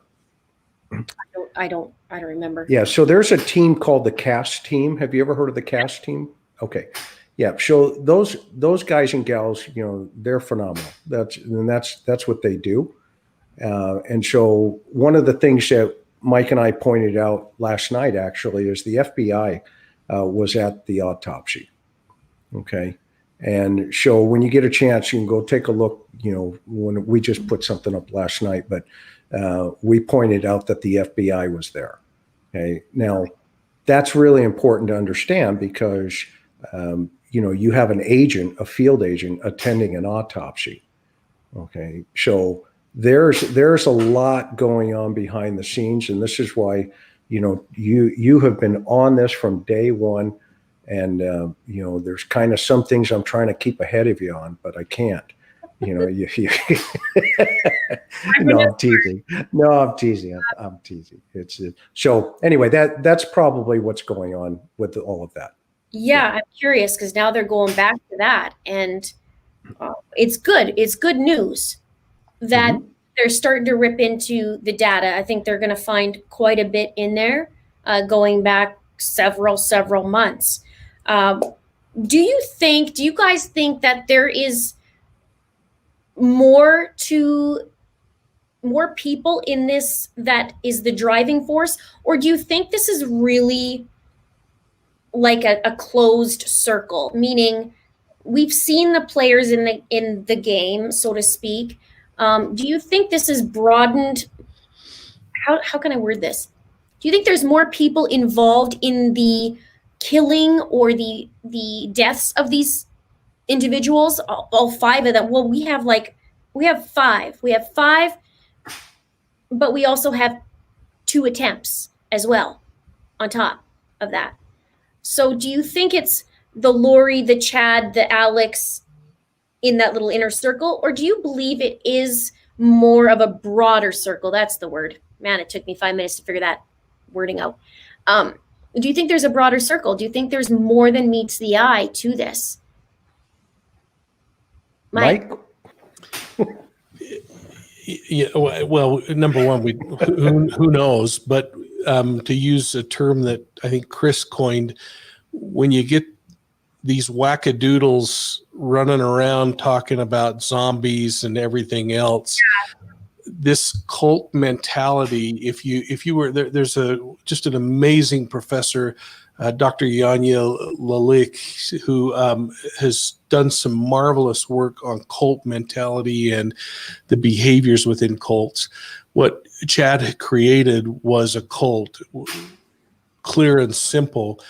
And the difference between mainstream religions that try to point people to whatever God it is that those religions worship and cult leaders is that mainstream religions are pushing outward and they're very open and transparent.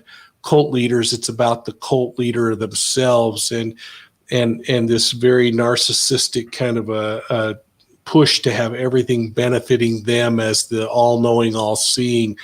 And that's kind of what it looks like from the outside, seeing that. And generally, this case may prove to be very different, but generally, the number one wackadoodle is not as dangerous as the people who are trying to prove allegiance to the wackadoodle. Right. And so you have to worry and think about the complexity of the organization and whether there are people who are trying to prove and do and follow and grow. And we could spend, I think, a week talking about the individual people that have come up in this investigation, including those who have tried to shed a very nice light on themselves as of late, and talk about what really was the core motivation, what was the involvement, what was the belief system, and could all of that led to victimization of people, whether it's the stories we're hearing of Lori pulling money out of husbands' bank accounts and trying to establish herself as the beneficiary of life insurance policies or whatever. You can see the fibrous network of these cult members at play, whether it was an organized thing or it just happens because people want to impress the leader is the real question. And I don't know, but it is a wacky group of folks involved in this one. It really is. And if you take that 50-foot view even and look in, I mean, in a very short amount of time, you have attempts on people's life, and you have the actual deaths. So we have just in the 1 year span, not even a couple months span, we have Charles Vallow, Tylee Ryan, JJ Vallow, Tammy Daybell, Alex Cox, and we have the 2 attempts, Brandon Boudreaux, and the first attempt, Tammy Daybell. So now there's 7. And then if we go 1 year back, which I'm not going to touch too much on, but we do have Joseph Ryan the year before in 2018. So even if we exclude that, no offense, Joe, to that, but if we exclude that and we just look at that 7 in that short amount of time, do you see that with all your years of experience, and of course you need to know the details, but when you first look at that, is that like more like, man, that looks like a serial killer? Or is this more like you said, who's impressing who here? Do you know what I mean? Does that make sense, my question? No, it makes perfect sense. And I think just any reasonable person on the line, we could just ask, and if we were to put up a test, and we won't have to because I already know the answer, if we said nobody respond in your chat window for a minute unless you've had 7 family members shot or murdered or poisoned or something in the last 2 years, I don't think we're going to have anybody else pop up there. And so that is a mega red flag being waved back and forth that these are either the most unfortunate souls on the planet, right? Stroke of bad luck, or there's something goofy going on. Yeah. It's so interesting how you're saying about the leader, and then you have the people who want to impress the leader. That really strikes me. When we go back to seeing Charles Vallow, and we have what we think, or I shouldn't say what we think, but some of us think, from the outside, it looks like, Alex is the protector. he comes in and protects Lori at all costs. And in walks Chad. So I'm starting to look at all of these now going, well, there's more than just Lori and Alex, it seems, with Tylee and JJ. I don't know. Is it only Chad that potentially would be about Tammy? Because see, here's where it screws up for Chad, maybe, or for Tammy. Yes, Tammy dies on October 19th. But the one saving grace in this case is that she had an attempt made 10 days prior. So they might not find anything, and maybe this is a good question to ask you guys. They might not find anything in that toxicology report. Maybe they had a heck of a time, because they said it might be a heck of a time to find what happened to Tammy, even though we know all the factors like she's young, how did she have a cough and then just peacefully died. But we're forgetting, or some of us are forgetting, that she had an attempt made 10 days before. So I think that's very important to not just be like, yeah, that was natural causes, even, nothing came back. Meh, I think so. Like you said, what are the probabilities of having, people on two hands dying in a short amount of time? And you just have this one. So what I was trying to get at is perhaps there's more involved with Tammy too. Not just the man lying beside her sometimes. Yeah.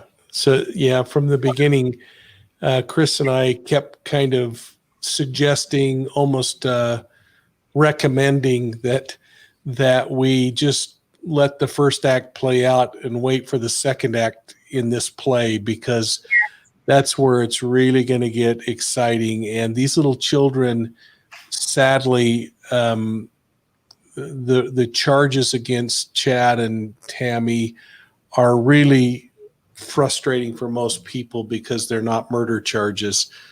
Chad and Lori, we don't know what will unfold, whether more evidence will come, whether one of them will turn on the other and roll and provide more information. But I don't think that they're out of the woods. Act 2 is going to be interesting to watch. I think so too. I think the Act 1 is, we're in it. Act 2, we're getting to it with Chad, and I think Tammy will take some time on that, and then maybe perhaps they'll go to Alex and see what happened there. I mean, it's natural to want to do that, right? To go look at all of that.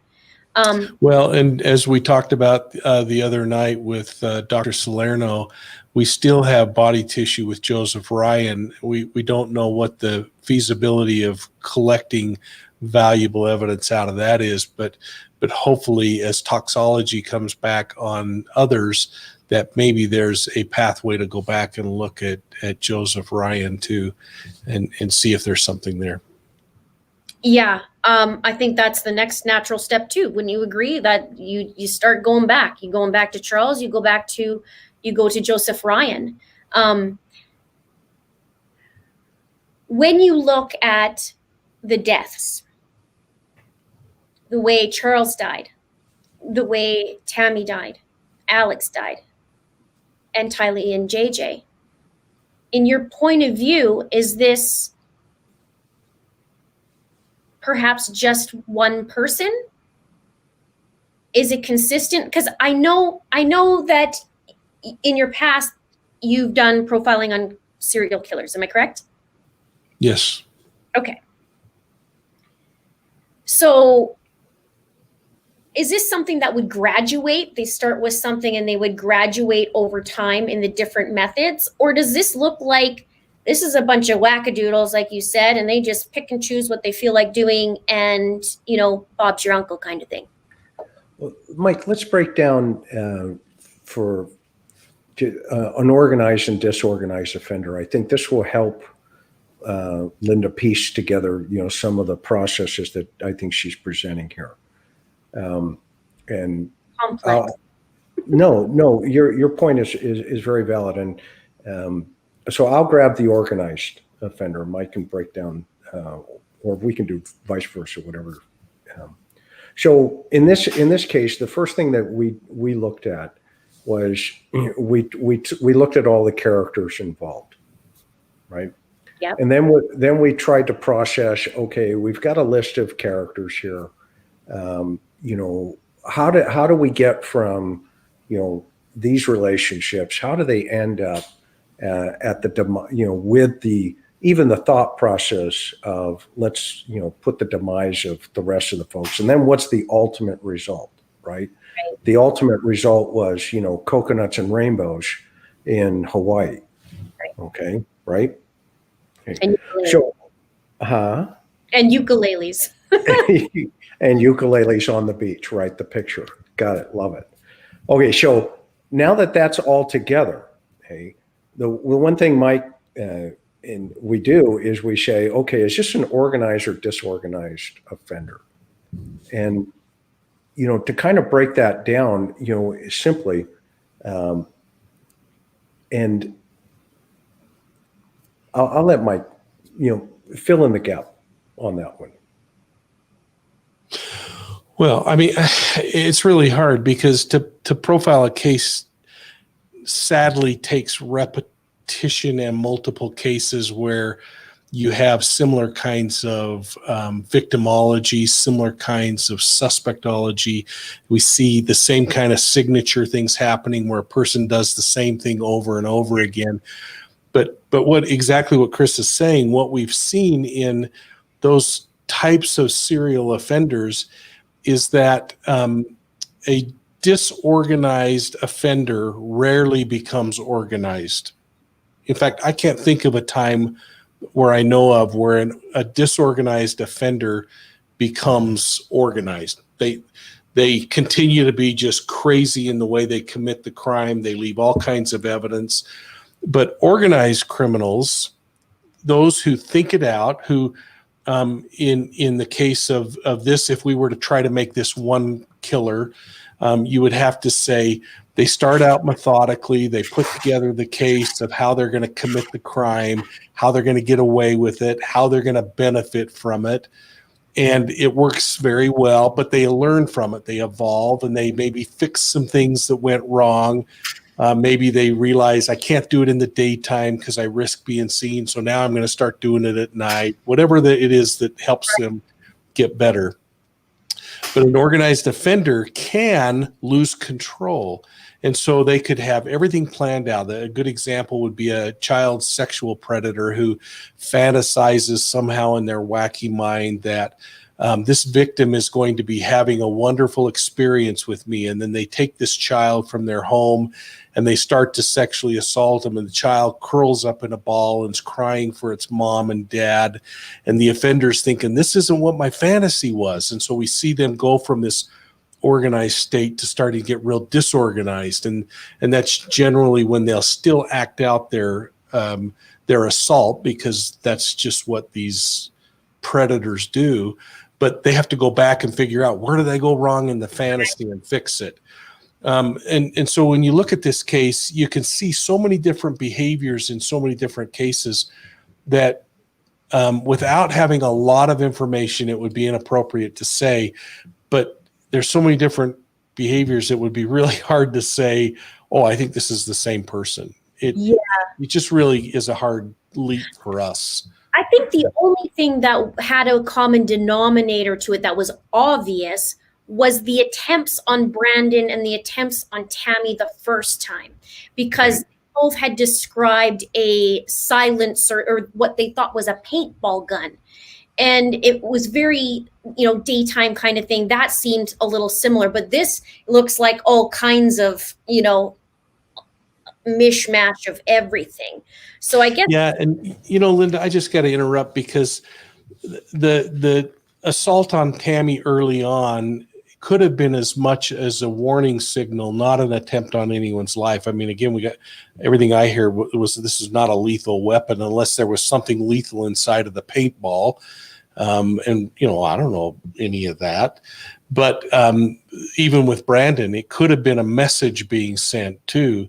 And so we start to theorize without really having all the evidence to back up some of these ideas. But it makes it really interesting to say, why on earth does it happen? And I go back to the same thing I said before. Well, number one, I haven't been married, 3 times, and my 4th died, and my 5th I'm in prison with, or I'm in jail with now. But I haven't gone through those experiences, but I also didn't have, 2 of my former spouses die and my children die. And so you see this wake of destruction around them. And those are the pieces that need to be kind of glued together. So interesting. There's so much to learn from you guys. I so appreciate you being on, because every time you touch on something, it's like, oh yeah. And, oh, you're so kind. I saw one comment kind of streaming through and through and through, and I wanted to just comment on it. I spent so much of my career looking at ritualistic abuse and ritualistic homicide. And I live in a state that is predominantly Latter-day Saint. Many of the offenders that are involved in things are Latter-day Saint. When I first started seeing all this, when I was at the Attorney General's office, I was like freaking out thinking, is this true? Could these conspiracy things be happening? And I remember sitting down with a really wonderful investigator at the Chicago Police Department, and he brought it up. He said to me, every one of my offenders are Catholics. I think there's something going on in the Catholic Church. And so I started studying this, and I found out it really boils down to a couple of things. Offenders, if they use religion as part of the guise to control victims, are going to reflect on that same religious upbringing, whether it's Christian or Judaism or Islam.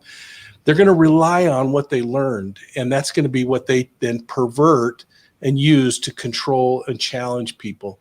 And the second thing is, sometimes it's just statistically that people are going to reflect on and use. And so while it makes for really good fodder, and I'm hearing all kinds of things said about one religion versus another, I have a real hard time placing any valuable basis in that other than it's just mean-spirited talk, because we just don't know. And so I would just caution people, think about the fact that this is just common sense. You're going to use what you learned as a child if you're going to pervert that and try to use it to control people. Doesn't mean that the Pope is in conspiracy, or the Latter-day Saints are in conspiracy, or the Southern Baptists have come up with a way to do something really different. It's just the way people are. Yeah, it's easy for some people to be saying, oh, that, LDS, blah, blah, blah. And I made sure on my channel, and this is how I truly feel, is just because they started off LDS doesn't mean that's they what turned to LSD. Right. I mean, they start off with, rainy clouds and end up with rainbows. Like it's just they're so far and Chad has the power in his mind, in my opinion, that he creates his own reality, and that's where they're going into it. So LDS, yeah, they grew up, they learned things, but this is so not it. And I can see it, and I'm not LDS. I grew up Catholic, I'm not Catholic. But I can see, hey, I grew up Catholic, I can use that, and we'll do a little chit chat, get some people together, and create all kinds of things that I want to, because I can.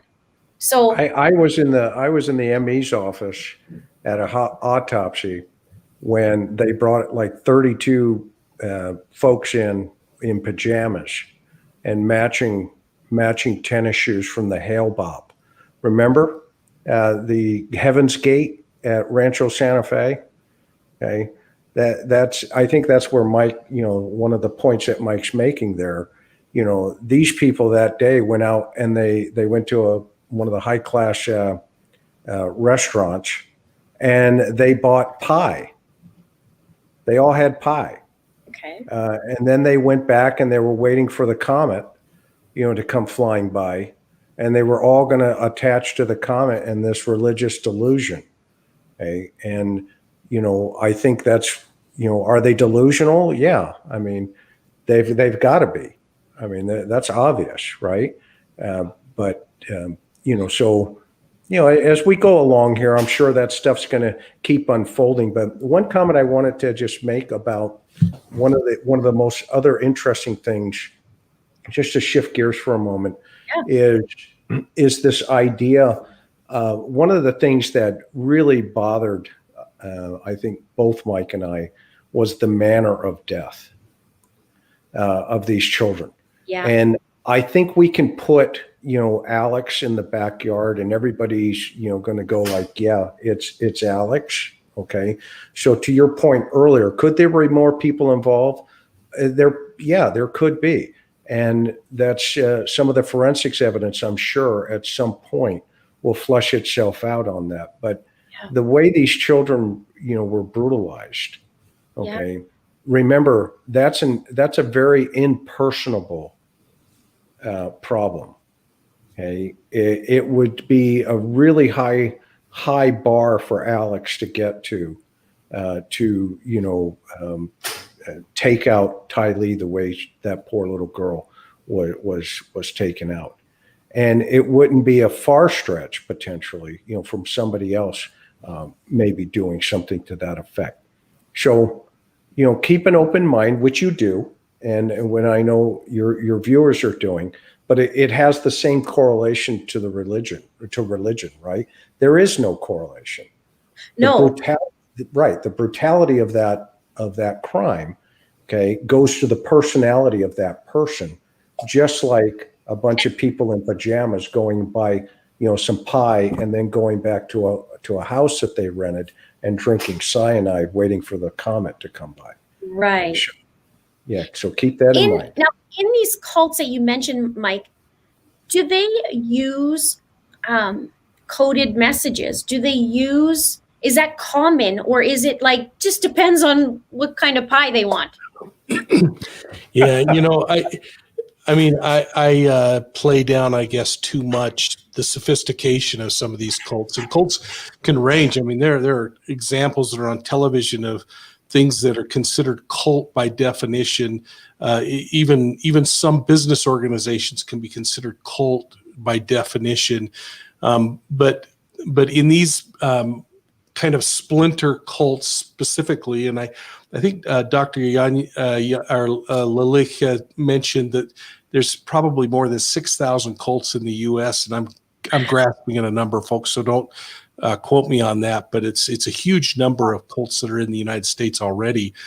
But these smaller ones, I just feel like I'm watching a bunch of junior high kids with their code words and their bat the eyes 3 times, and it just becomes a matter of figuring out the code, and it usually is less sophisticated than it might seem at first. But holy cow, it just is so weird to me, because most of the faiths are so transparent. And then you get these people with these little secret ideas and whispers, and I don't know. I don't have a lot of respect for cults, as you can tell. I should have probably more, because they seem to be so successful and they do so much damage. Yeah, and anything really goes with them, isn't it? As long as they're the rules they make up, anything goes, right? I mean, absolutely. And in a cult, that's the difference, folks. A cult always benefits the leader. Everybody else is subservient to the leader. And if you watch mainstream religions, it's about blessing people's lives and helping. And it doesn't matter what faith system it is, it's about helping people grow. And even those who really got frustrated with Islam, when people of Islam, they are the most loving, kind people. They have radicals. Every faith has radicals. And then you get these real whacked out folks that create these little cults that commit serious crimes, and it's a real challenge. I spent a career chasing them. It's phenomenal how your guys' background just blows me away at what you have had to deal with, what you've had to investigate, what you've had to see.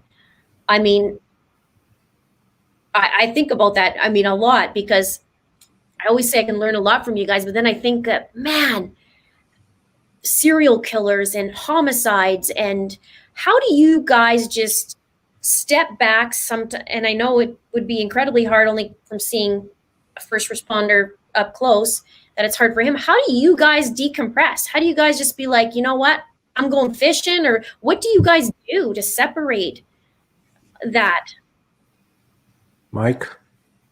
I'm waiting to hear Chris, because he's the master at it. I don't know. You know, so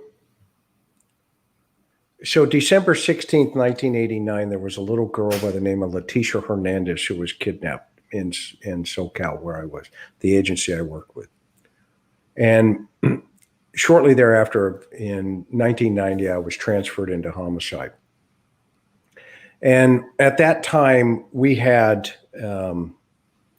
there was a pattern of girls who were disappearing, and there turned up to be about 43 of them total. But we had about 6 or 7 kids at that time. And my boss came to me and he says, "Guess where you're going?" And I said, "I can only imagine." He says, "Well," he says, "the BAU has a program and it's called Train the Trainer. And you're going to be plugged in because you have the gift of gab," which I guess I do. Yeah, my wife says I'm like talking to one of her girlfriends, so I guess that's a good thing. And he says, "So, but your study's going to be," because we had 6 kids at that time, 6 or 7 kids, and this was 1990, about 91. And it was Train the Trainer, and essentially the expertise that I developed at that time was criminal pedophilia, guys who choose children as a victimology for sexual deviant behavior during murder. So basically, they're killing kids for sexual gratification. Okay? And the question was, how did the suspect at that time, who ended up being a guy by the name of Porter, Ronald Porter, which is totally unrelated to the 6 or 7 kids, but there was a question of whether or not that individual had changed his victimology or her victimology. At that time, they didn't know who it was. Okay? Well, that suspect, his sister, worked in our agency. Okay, and they ended up taking him down for about 23 cases. The homicide task force, the Metropolitan Homicide Task Force, but I ended up trying to, I got stuck in learning about children and how guys victimize them for gratification for murder, during murder. And I remember I had an aha moment one day. And it said, that aha moment for me was, and I know it's a long answer, I need to do something different here, because I think I'm in the depths of hell, for lack of a better term. And I made a choice. I read a great book. It's called Success Through a Positive Mental Attitude by Napoleon Hill. Have you heard of that book? I have. Yeah. And I haven't read that one, but I've read other Napoleon Hill books. It's a book about sales. And I'm like, why? It was a friend of mine. His name is Mike Shirley. He came to me and he says, "Chris," he said, "I want you to read this book." And I engulfed it. And I decided, okay, I can every single day make a choice. I can either let this stuff tear me apart, okay, or I can wake up, at least try to have a positive mental attitude. Okay, that's the choice that I have been making since all of that time. And I've had good days, bad days, just like the next person. I mean, I've had, tragedies within my own family, and the list goes on. We're no different than anybody else. The one thing about police officers, we're no different than anybody else. And I thought I understood the depth of pain. I really did.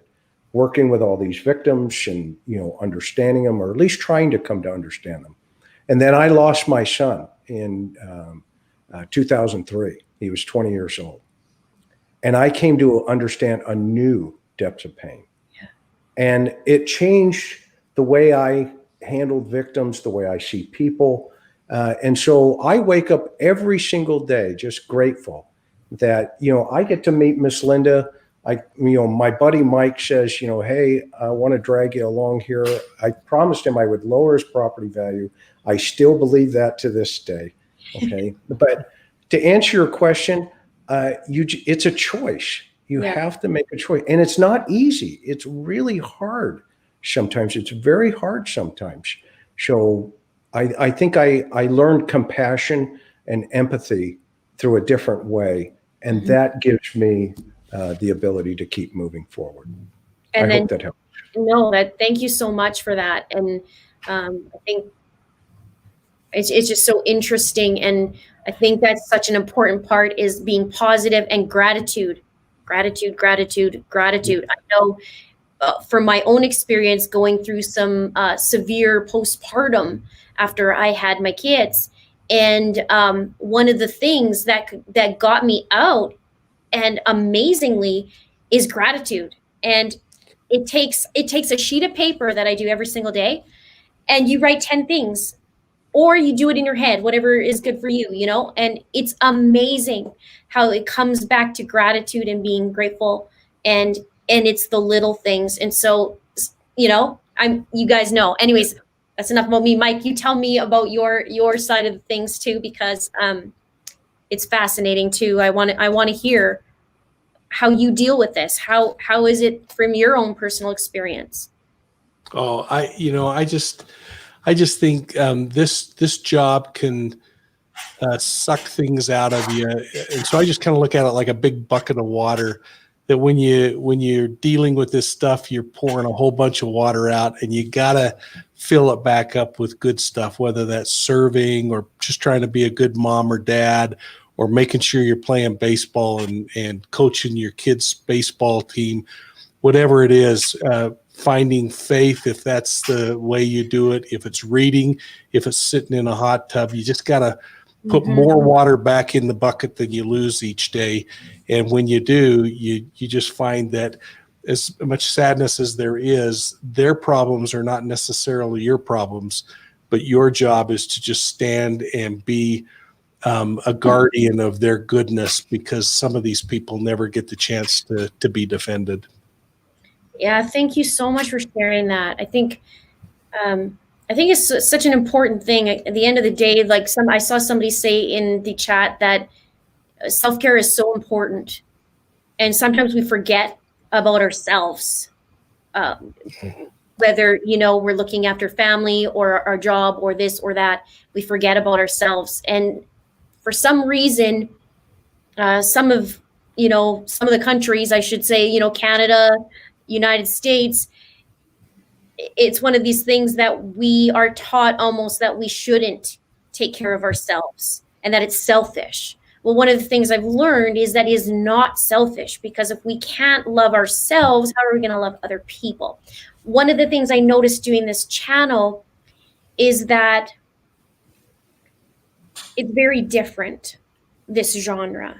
And every day, I go and I read these, and I'm seeing details that I've never seen really before. And I'm not in the trenches like how you guys were, but at the same time, I'm diving in. Like when Gannon was missing it from the get-go, I'm following him, and I'm creating that attachment. And so I still cry over him. His memorial was today, actually, and I watched it. It was it took a long time for him to come back home to his parents. A long time. He died in January, and they found him in March, and they just got him back. So for me, I have to take a step back and go, wow, in the beginning, I don't know if I can do this. I don't know if I could do this, and keep watching this and keep searching for headlines that are always negative.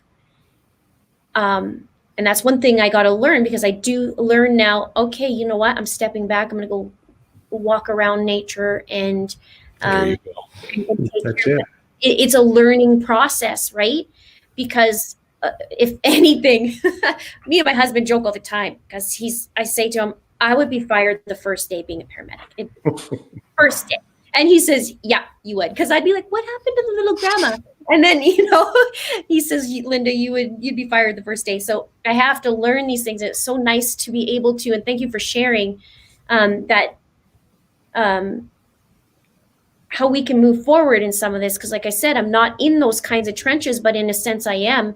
The only thing that keeps me going at the end of the day is that person's missing. I got to get back on there and share what I need to share. Can I share one other concept that just came to me as you were speaking?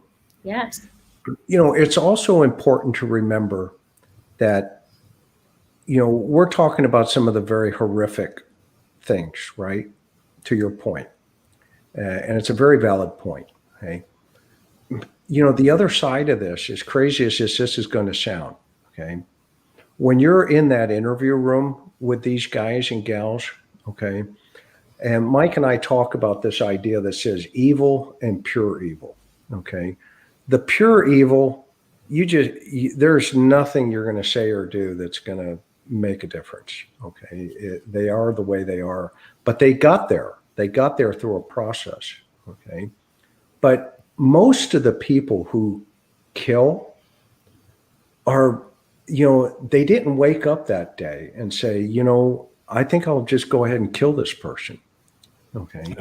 And so you have to, as hard as this sounds, and I know this is going to sound crazy, but it's important to remember for as you're diving into this, even as friends, you're many friends here on this channel, because I think what Mike and I are learning, we're actually making a lot of friends.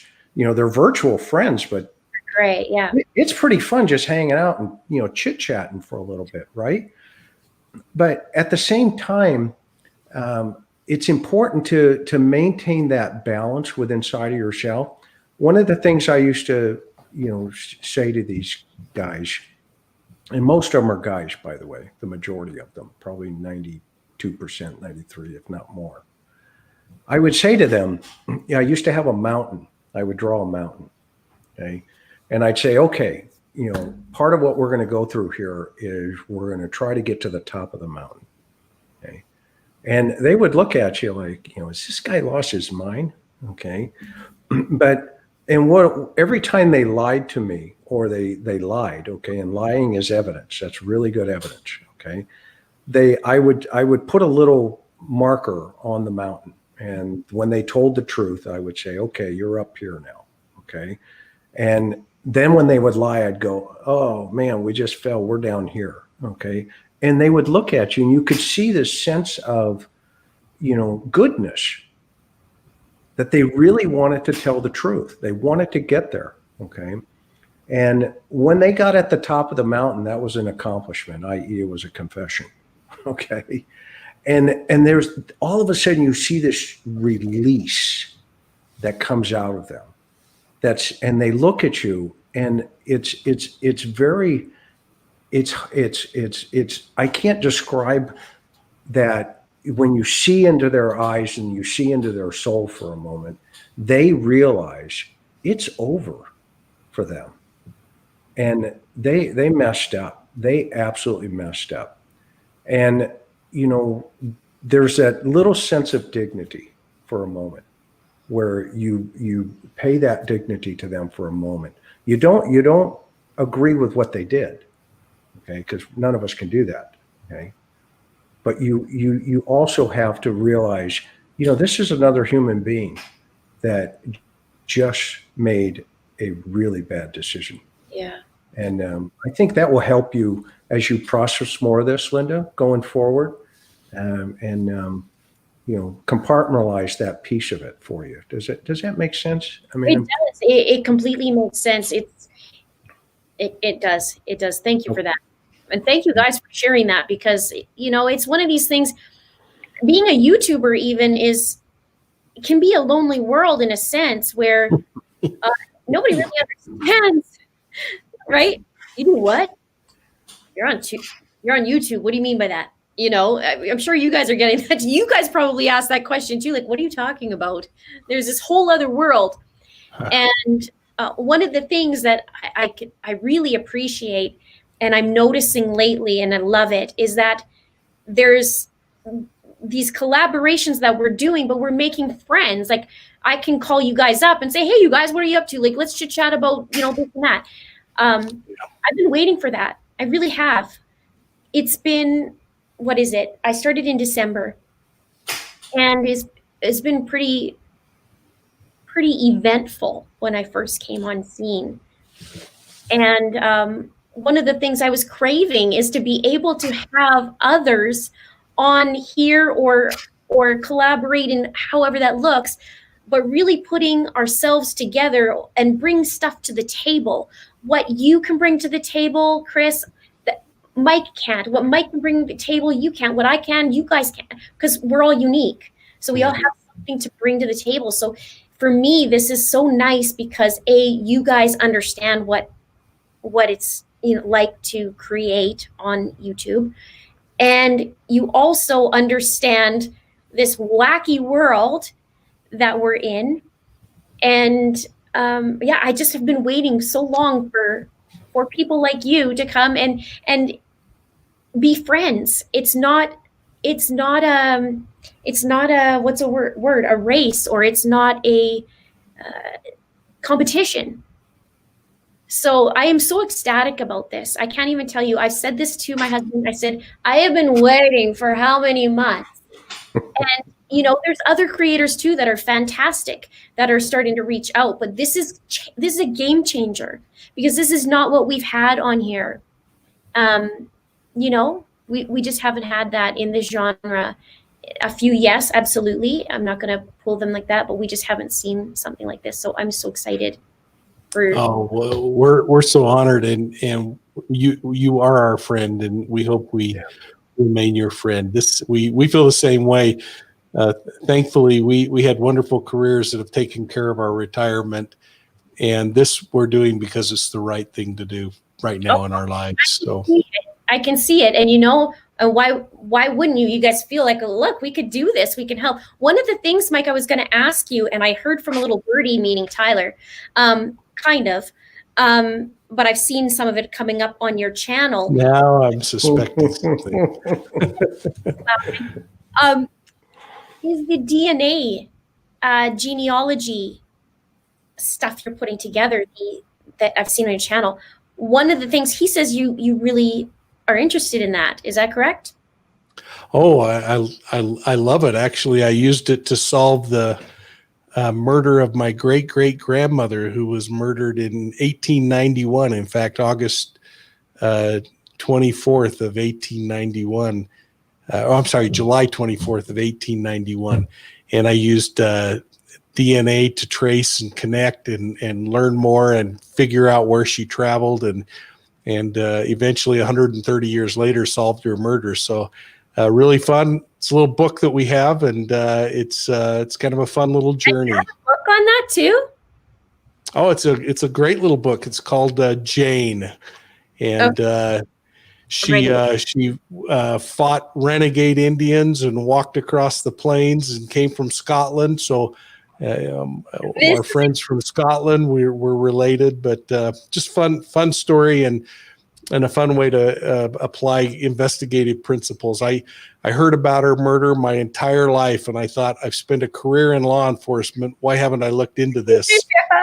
And so it worked out very well. In fact, if I can, I'll just take a shameful plug and say we actually have just run a little promo for 4 of my books that we have for the next 2 weeks, a little promo for people to sign up if they want to try to win a stack of 4 of the books that I've been able to write, and Jane's included in that. So maybe, I don't know, maybe we can stick that up, Tyler, and put just a link to how to do that.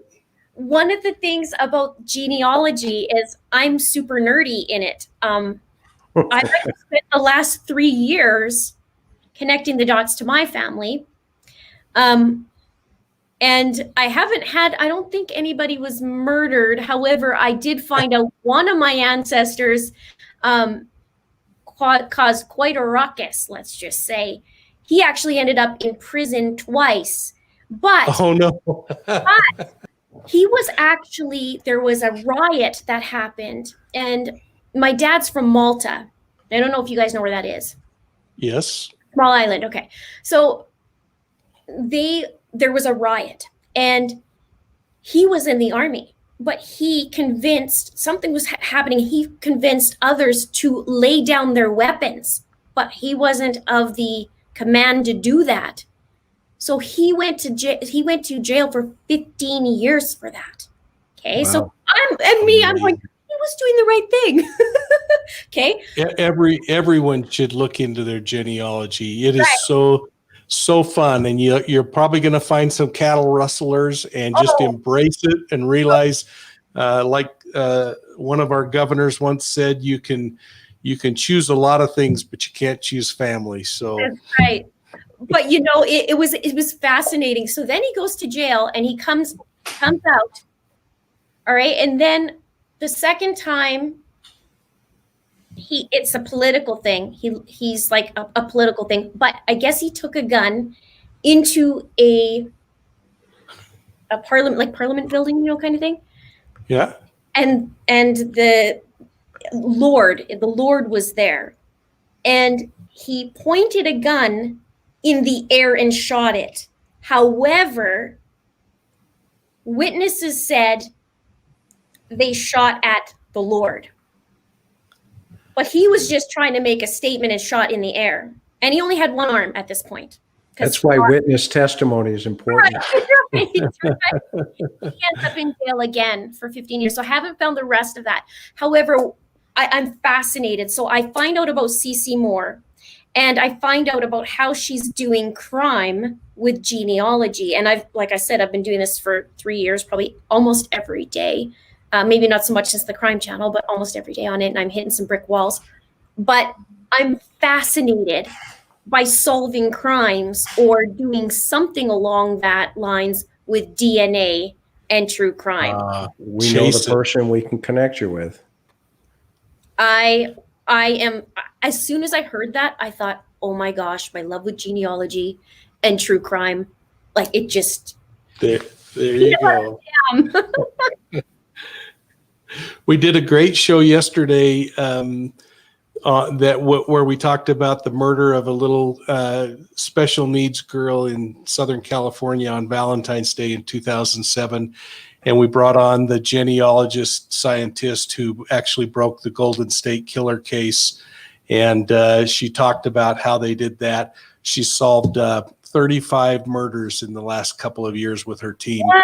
So, yeah, she's just a rock star. And please go watch that. We should have Linda on, Mike. We should have Linda on when we get her back. Yeah, that would be fun. We should just collect, would you do that, Linda, if we could line that up? I would love to see even how she does it. Yeah. Be a little fly on the wall. We'll put you on the guest list. That'd be great. There you go.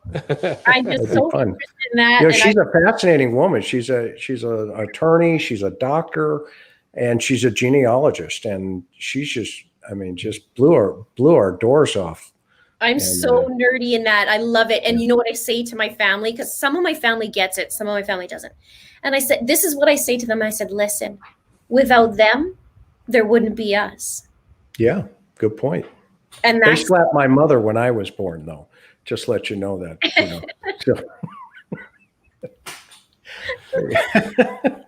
They actually sent a plea out yesterday to folks that we will just pass on, that if you have genealogy, if you've done the DNA testing to kind of see where your family is, you can opt into public safety and upload that, and your entire family tree can go out and be accessible to investigators to help solve other crimes. Doesn't mean you're snitching on your family, but if you got a serial killer out there, it might help out. Yeah. That is so interesting. We'll have to have another chit chat on that and see down the road, because it's fascinating. They're saying, Tammy says, how do we buy Mike's book? Looks like it's out of stock on Amazon. Oh, you know what? I saw the other day, they've got it for $800 on Amazon right now. I have a box of them. Get a hold of us at Profiling Evil, and we'll work it a way out. And we have a refresh coming that will then go back, but we're actually updating with some new information, including DNA science So it'll be fun. But thank you so much, Tammy Lynn. Please reach out and we'll get it to you. Yeah, I want one too. So We'll maybe we'll do that. We figure that out. We could put it on, on my community tab or whatever. People that are interested, and I know there's a few books you guys got going on, and And can I share my new one that will come out in January? Yes, of course. This one we'd love to have you all. We haven't figured out exactly how to release yet. We have a couple of publishers who want to publish the book, but we're thinking now that we're discovering this amazing community that we're going to self-publish and just make it available. But in 1991, I investigated a large cult of about 120 people who were sexually abusing children. At the conclusion, when we served the search warrant, I had 70 police officers with me when we hit 10 different homes and took 32 children into protective custody. 12 people went to prison. The self-proclaimed prophet of the group died in prison. And a few months ago, I brought together all the victims in that case. They hadn't seen each other in 30 years. And we got together. Those kids were now in their 40s, squealing and crying, and they all just pled that I wrote a manuscript about 20 years ago that I put away thinking it wasn't the time. And I was so impressed with the personal triumphs of these kids that we decided to publish that. So it will come out in January. It's called Profiling Evil: The Zion Society. So if you look up Zion Society, you'll learn a little bit about that case. And we're trying to figure out how to roll this out. And we don't think we want it to go to a publisher because we don't want to lose control. So we'll see what happens. So Linda, we may beg you to spotlight it when the time comes. Me too, and I'm super nerdy reader too. So, I mean, this is great. These kids are beautiful. They've lived lives of hell as they've dealt. There were almost 4,000 counts of rape that we put into this case before we were able to raid the compound and save these kids. And it is a gut-wrenching story that doesn't delve into the titillating stuff, but it talks about these amazing children who became such resilient, tough kids. Well, as soon as you have that available, you let me know, and we'll do it on all the channels we need to that I'll Thank you. out there, and we'll get it out there. There's a lot of people who would support that, and you have quite the story, and it's important. So yeah, I would 100%. Yeah, It's a crime book. Here we go. Oh, wow, that's I love funny. that. I That's love awesome. that. That's awesome. Yeah, I love that. Anyways, absolutely, you have my support. Now let's just get a couple more questions, and then we can call it a night, so we all can have That'd be some great. good sleeps. And so we'll just add, if you guys have any questions for Mike and Chris or me, or about the some of the cases, we'll do a little quick thing. So I'm sure we could go all night, and we're all tired. Yeah, and I'll tell you, I love all the comments I've read, even the one that said how beautiful and wonderful Linda is and how incredibly boring those two guys are. Yeah. Please come to our channel, because if you can't sleep at night, I think we can help you a lot. A couple minutes You'll of us. sleep and like you'll be out. Sleep like a baby.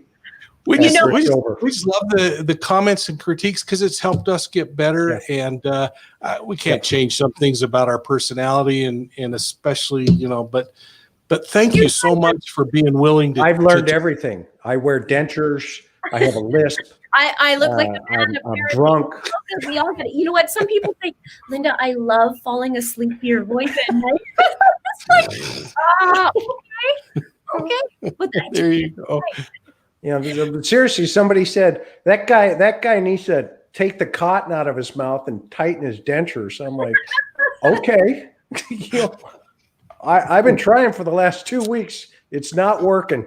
Oh my gosh. Well, I look like a man, so I guess lipstick doesn't work. Oh my goodness. It's just so funny. But you're gonna get that anyway. We could be, We love it. angelic, and we still get it. So let's get some questions. Okay, regarding Morphew, how does law enforcement properly interview the daughters when they live with a possible prime suspect? Great question. You just split them up. I mean, there are challenges, but what I'm hearing is the kids aren't living with dad, so that might be easier in this particular case. But every family's the same. You got to really be sensitive to the fact that there's loyalty among the family, and there should be loyalty among the family, and it's just about the truth. And the truth shouldn't matter who it is. They just need to explore it that way. Yeah, I guess the bottom line is the truth. We just need it. Yeah. Yep. Good question. Okay. Somebody says, at least you have a chin. I don't know who me, them, I don't know. And I should try Kool-Aid lipstick. Okay. So they're saying, Chris, we like your speech. So see, you're good here. Thank you. You guys can camp out here more often. You're very gracious.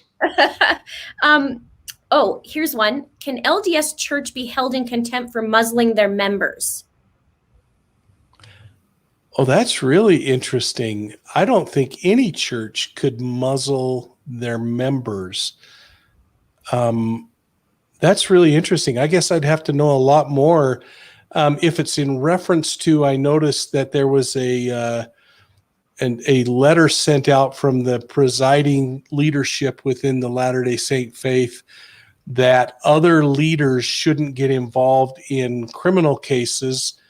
Actually, there's really sound reasons for that.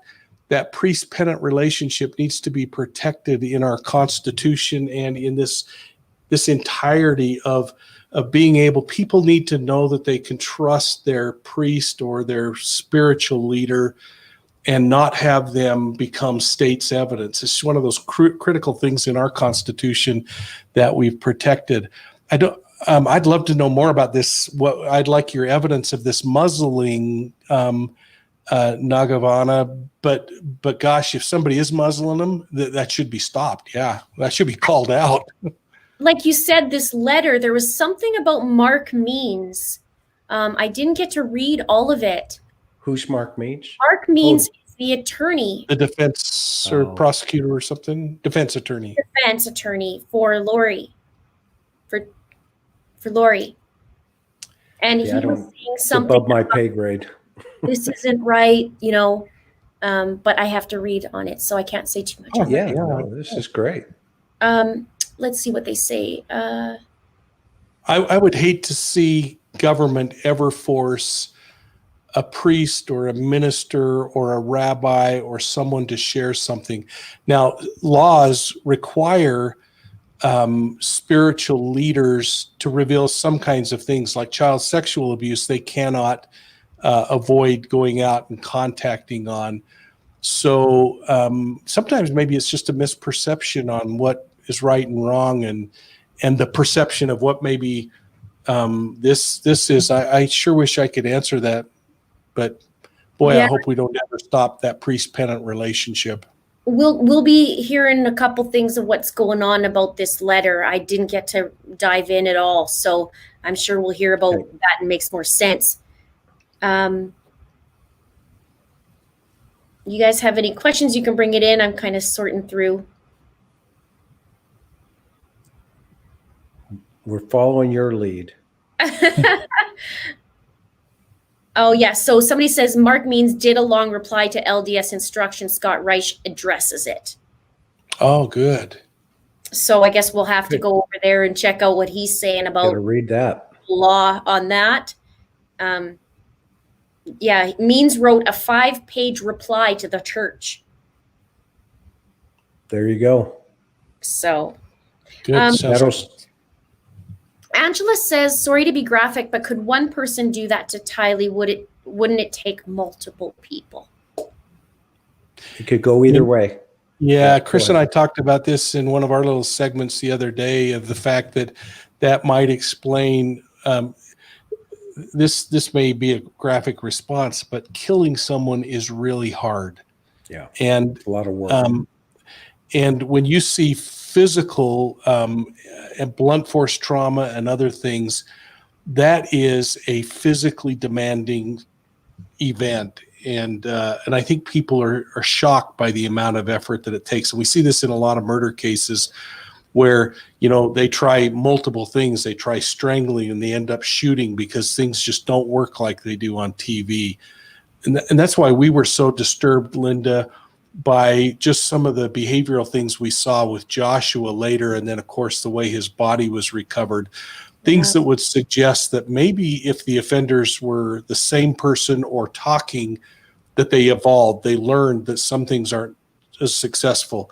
And we theorized, you know, that maybe that little boy was drugged when they came into the house or whatever. But yeah, make no mistake, it's not like television. I've watched video in prisons of murders of other inmates before the correctional officers could get in, and those that are committing the stabbing are actually taking breaks and panting and catching their breath before they go back to work. It's horrendous.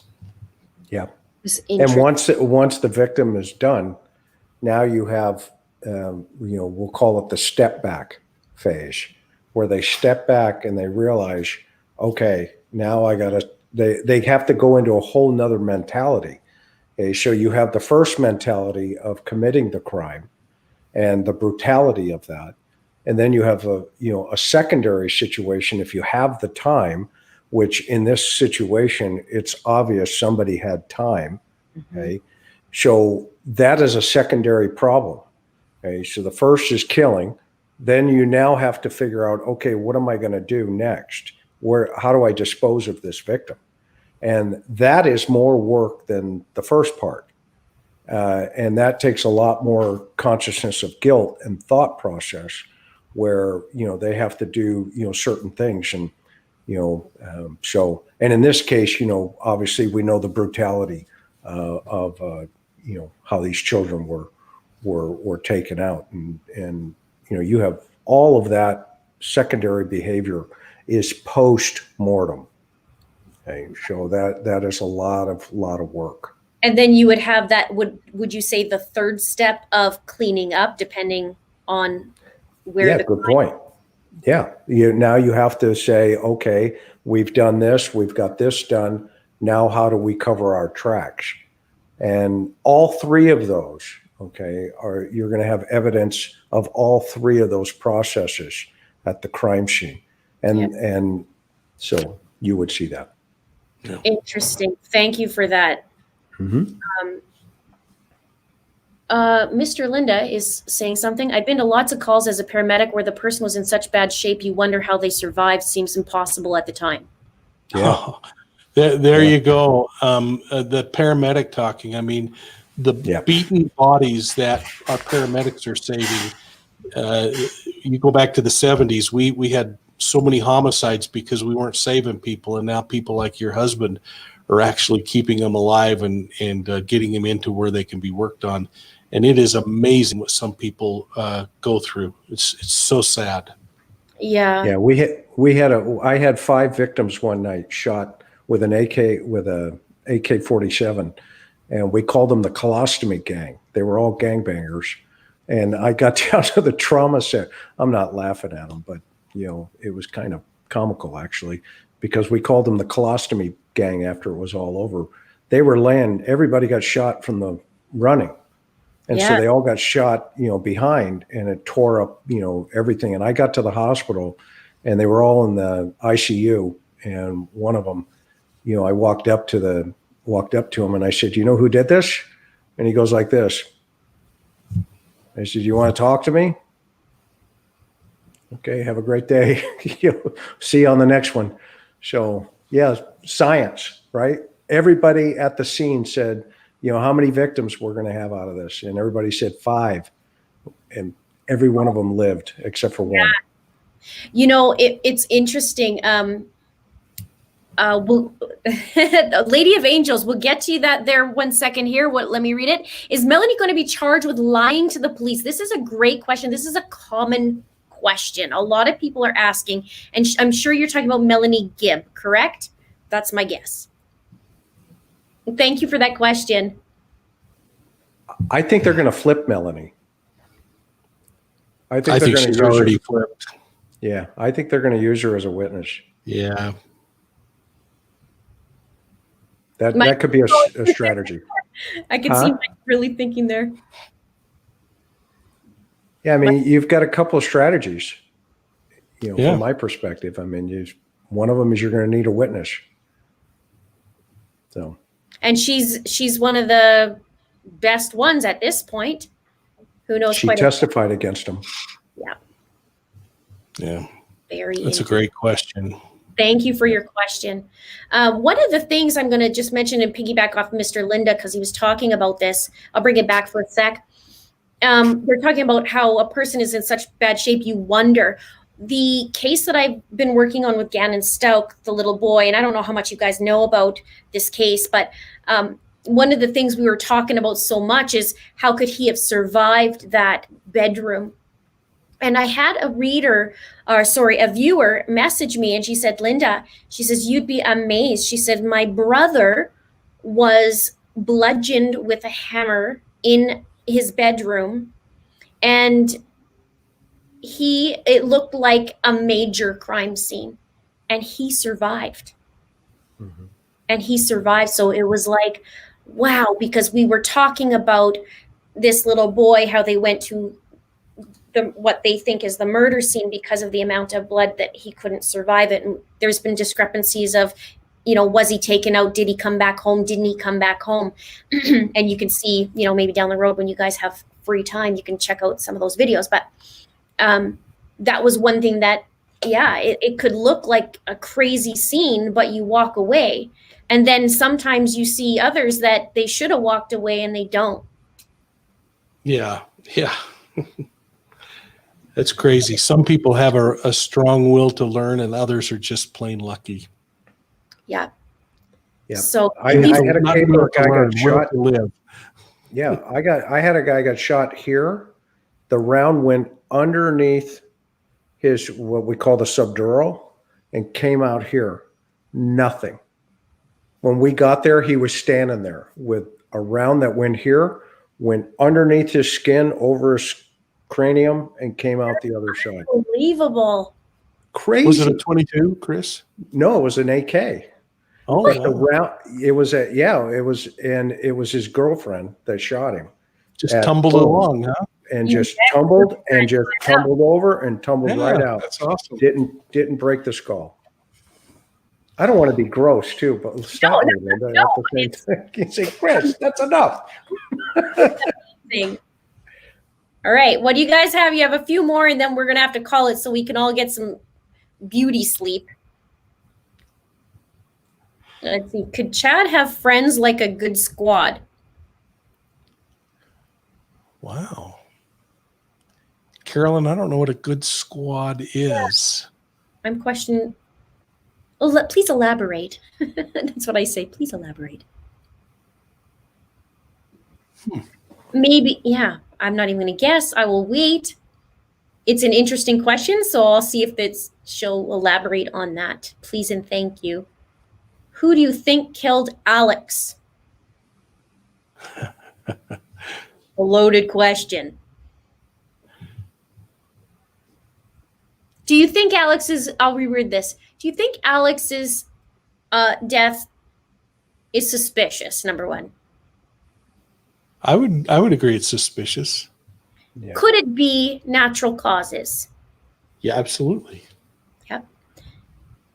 I would agree with that too. So do you find that the timeline of December 8th, having a phone call from Melanie Gibb to Lori and Chad, and then December 11th, Tammy gets exhumed, and then December 12th, Alex is deceased? I know. Doesn't that just get your mind going 1,000 miles an hour? My timelines. That's what it is, Mike. It's the timelines that are, I start seeing it. And so, I mean, it could. Interestingly, Lori called that day to check up on him. I will say that. And interestingly, too, is that phone call. That phone call with 911. That was interesting, too, because the son didn't know his name or that they were His married. relationship, yeah. She called her boyfriend, So there's always interesting questions. I think Alex is going to be, for me, my dive in at the end. I'm at Charles. Let's just keep it at Charles for now. And then once we know about Charles, then I'm going to spread my wings and, dive into that. I feel still that we have to keep it with Charles, as we say, in Chandler. What do you guys think? Oh, you know what? June threw out maybe she meant Goon Squad. I actually looked on my keyboard to see if D. It's a long ways from N, so I don't know, June. That's interesting, but I already did some quick detective work, wondering the same thing.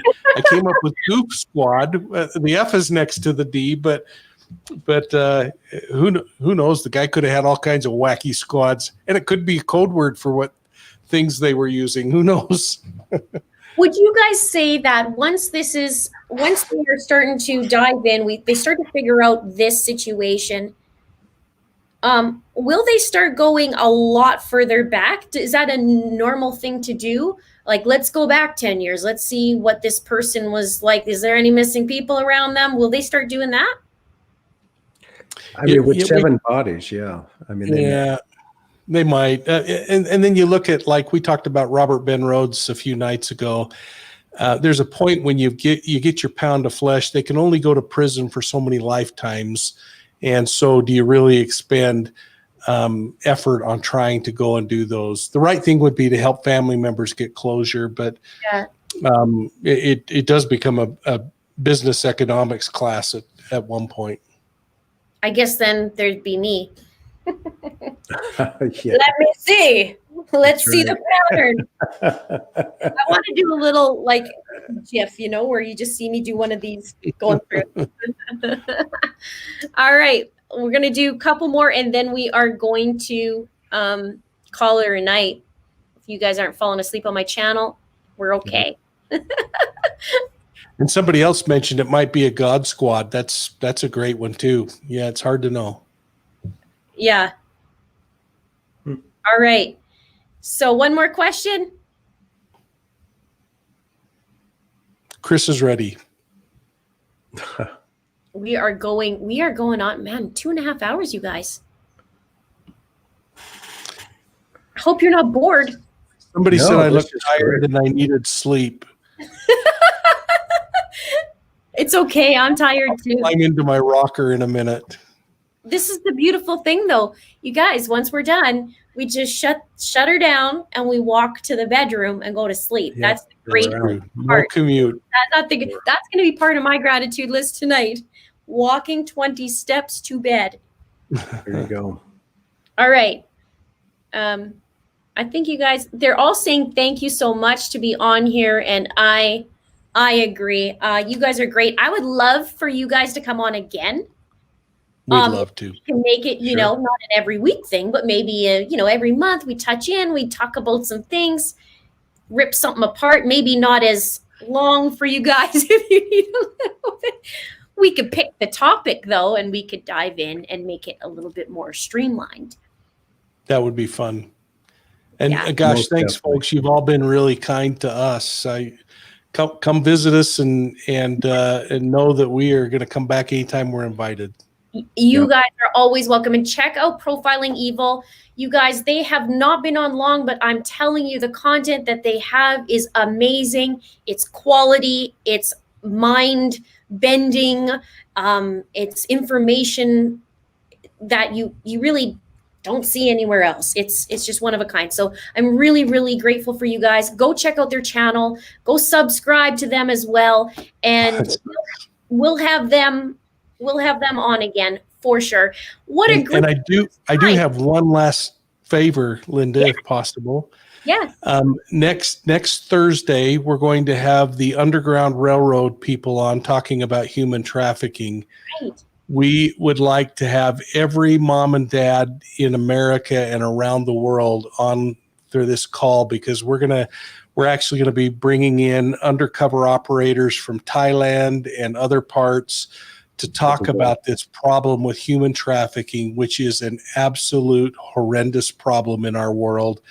millions of children are being victimized, and all of the proceeds for anyone that super chats that night are going over to Operation Underground Railroad.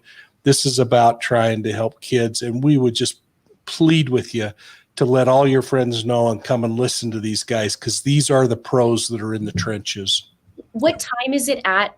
Do you know? It'll be 7:00 Mountain Time, so the same time we're on tonight. 7 p.m. on August 21st, correct? August August 20th. August 20th. Okay, so what I'll do is once you guys have that up, like prepped or whatever, I'll share it in my community tab. I have so many parents on my channel that we all don't, I won't miss it. So everybody else will be there, and we'll just let everybody know. And thank you so That much would for be wonderful. Yeah. Thank you, Linda. You've been very gracious, and your family here has been gracious to us, and we're thankful for that. Yeah. I'm so happy. Anyways, this is great. First time for me, and I think it went okay. We're honored. Glitches, It was our honor. and we all can get some sleep now. So thank you guys so much. Again, thank you to everybody, and thank you so much to Tyler. So I could just sit back and relax tonight. I can't even tell you how invaluable that is for me. I'm a one-man show. So Tyler, you are so much needed. I won't steal you, but I will definitely borrow you. You can steal him. The one station. You know that. So thank you It's so circa 3, the number 3.com is that company, and they are amazing. Thank you. Yeah, I mean, I can't even tell you. I could just sit back and relax. And Tyler knows, because I've been talking to him saying, oh my gosh, I would just love to sit back and just talk and not scour all night. So it's circa3.com, right? We got her. There it is. All right. Thank you so much for joining me on a Friday night. We will cut it now. And I love you guys so much. Thank you for being part of It's a Crime. Thank you for Profiling Evil to be on. Again, thank you for Tyler. I can't say it enough for all of you guys. We will see you tomorrow. I got a video coming out. You don't want to miss it. It might be full of few feathers, but I kept it classy, and please keep it classy in the comments. Talk to you guys later. Love you. Bye.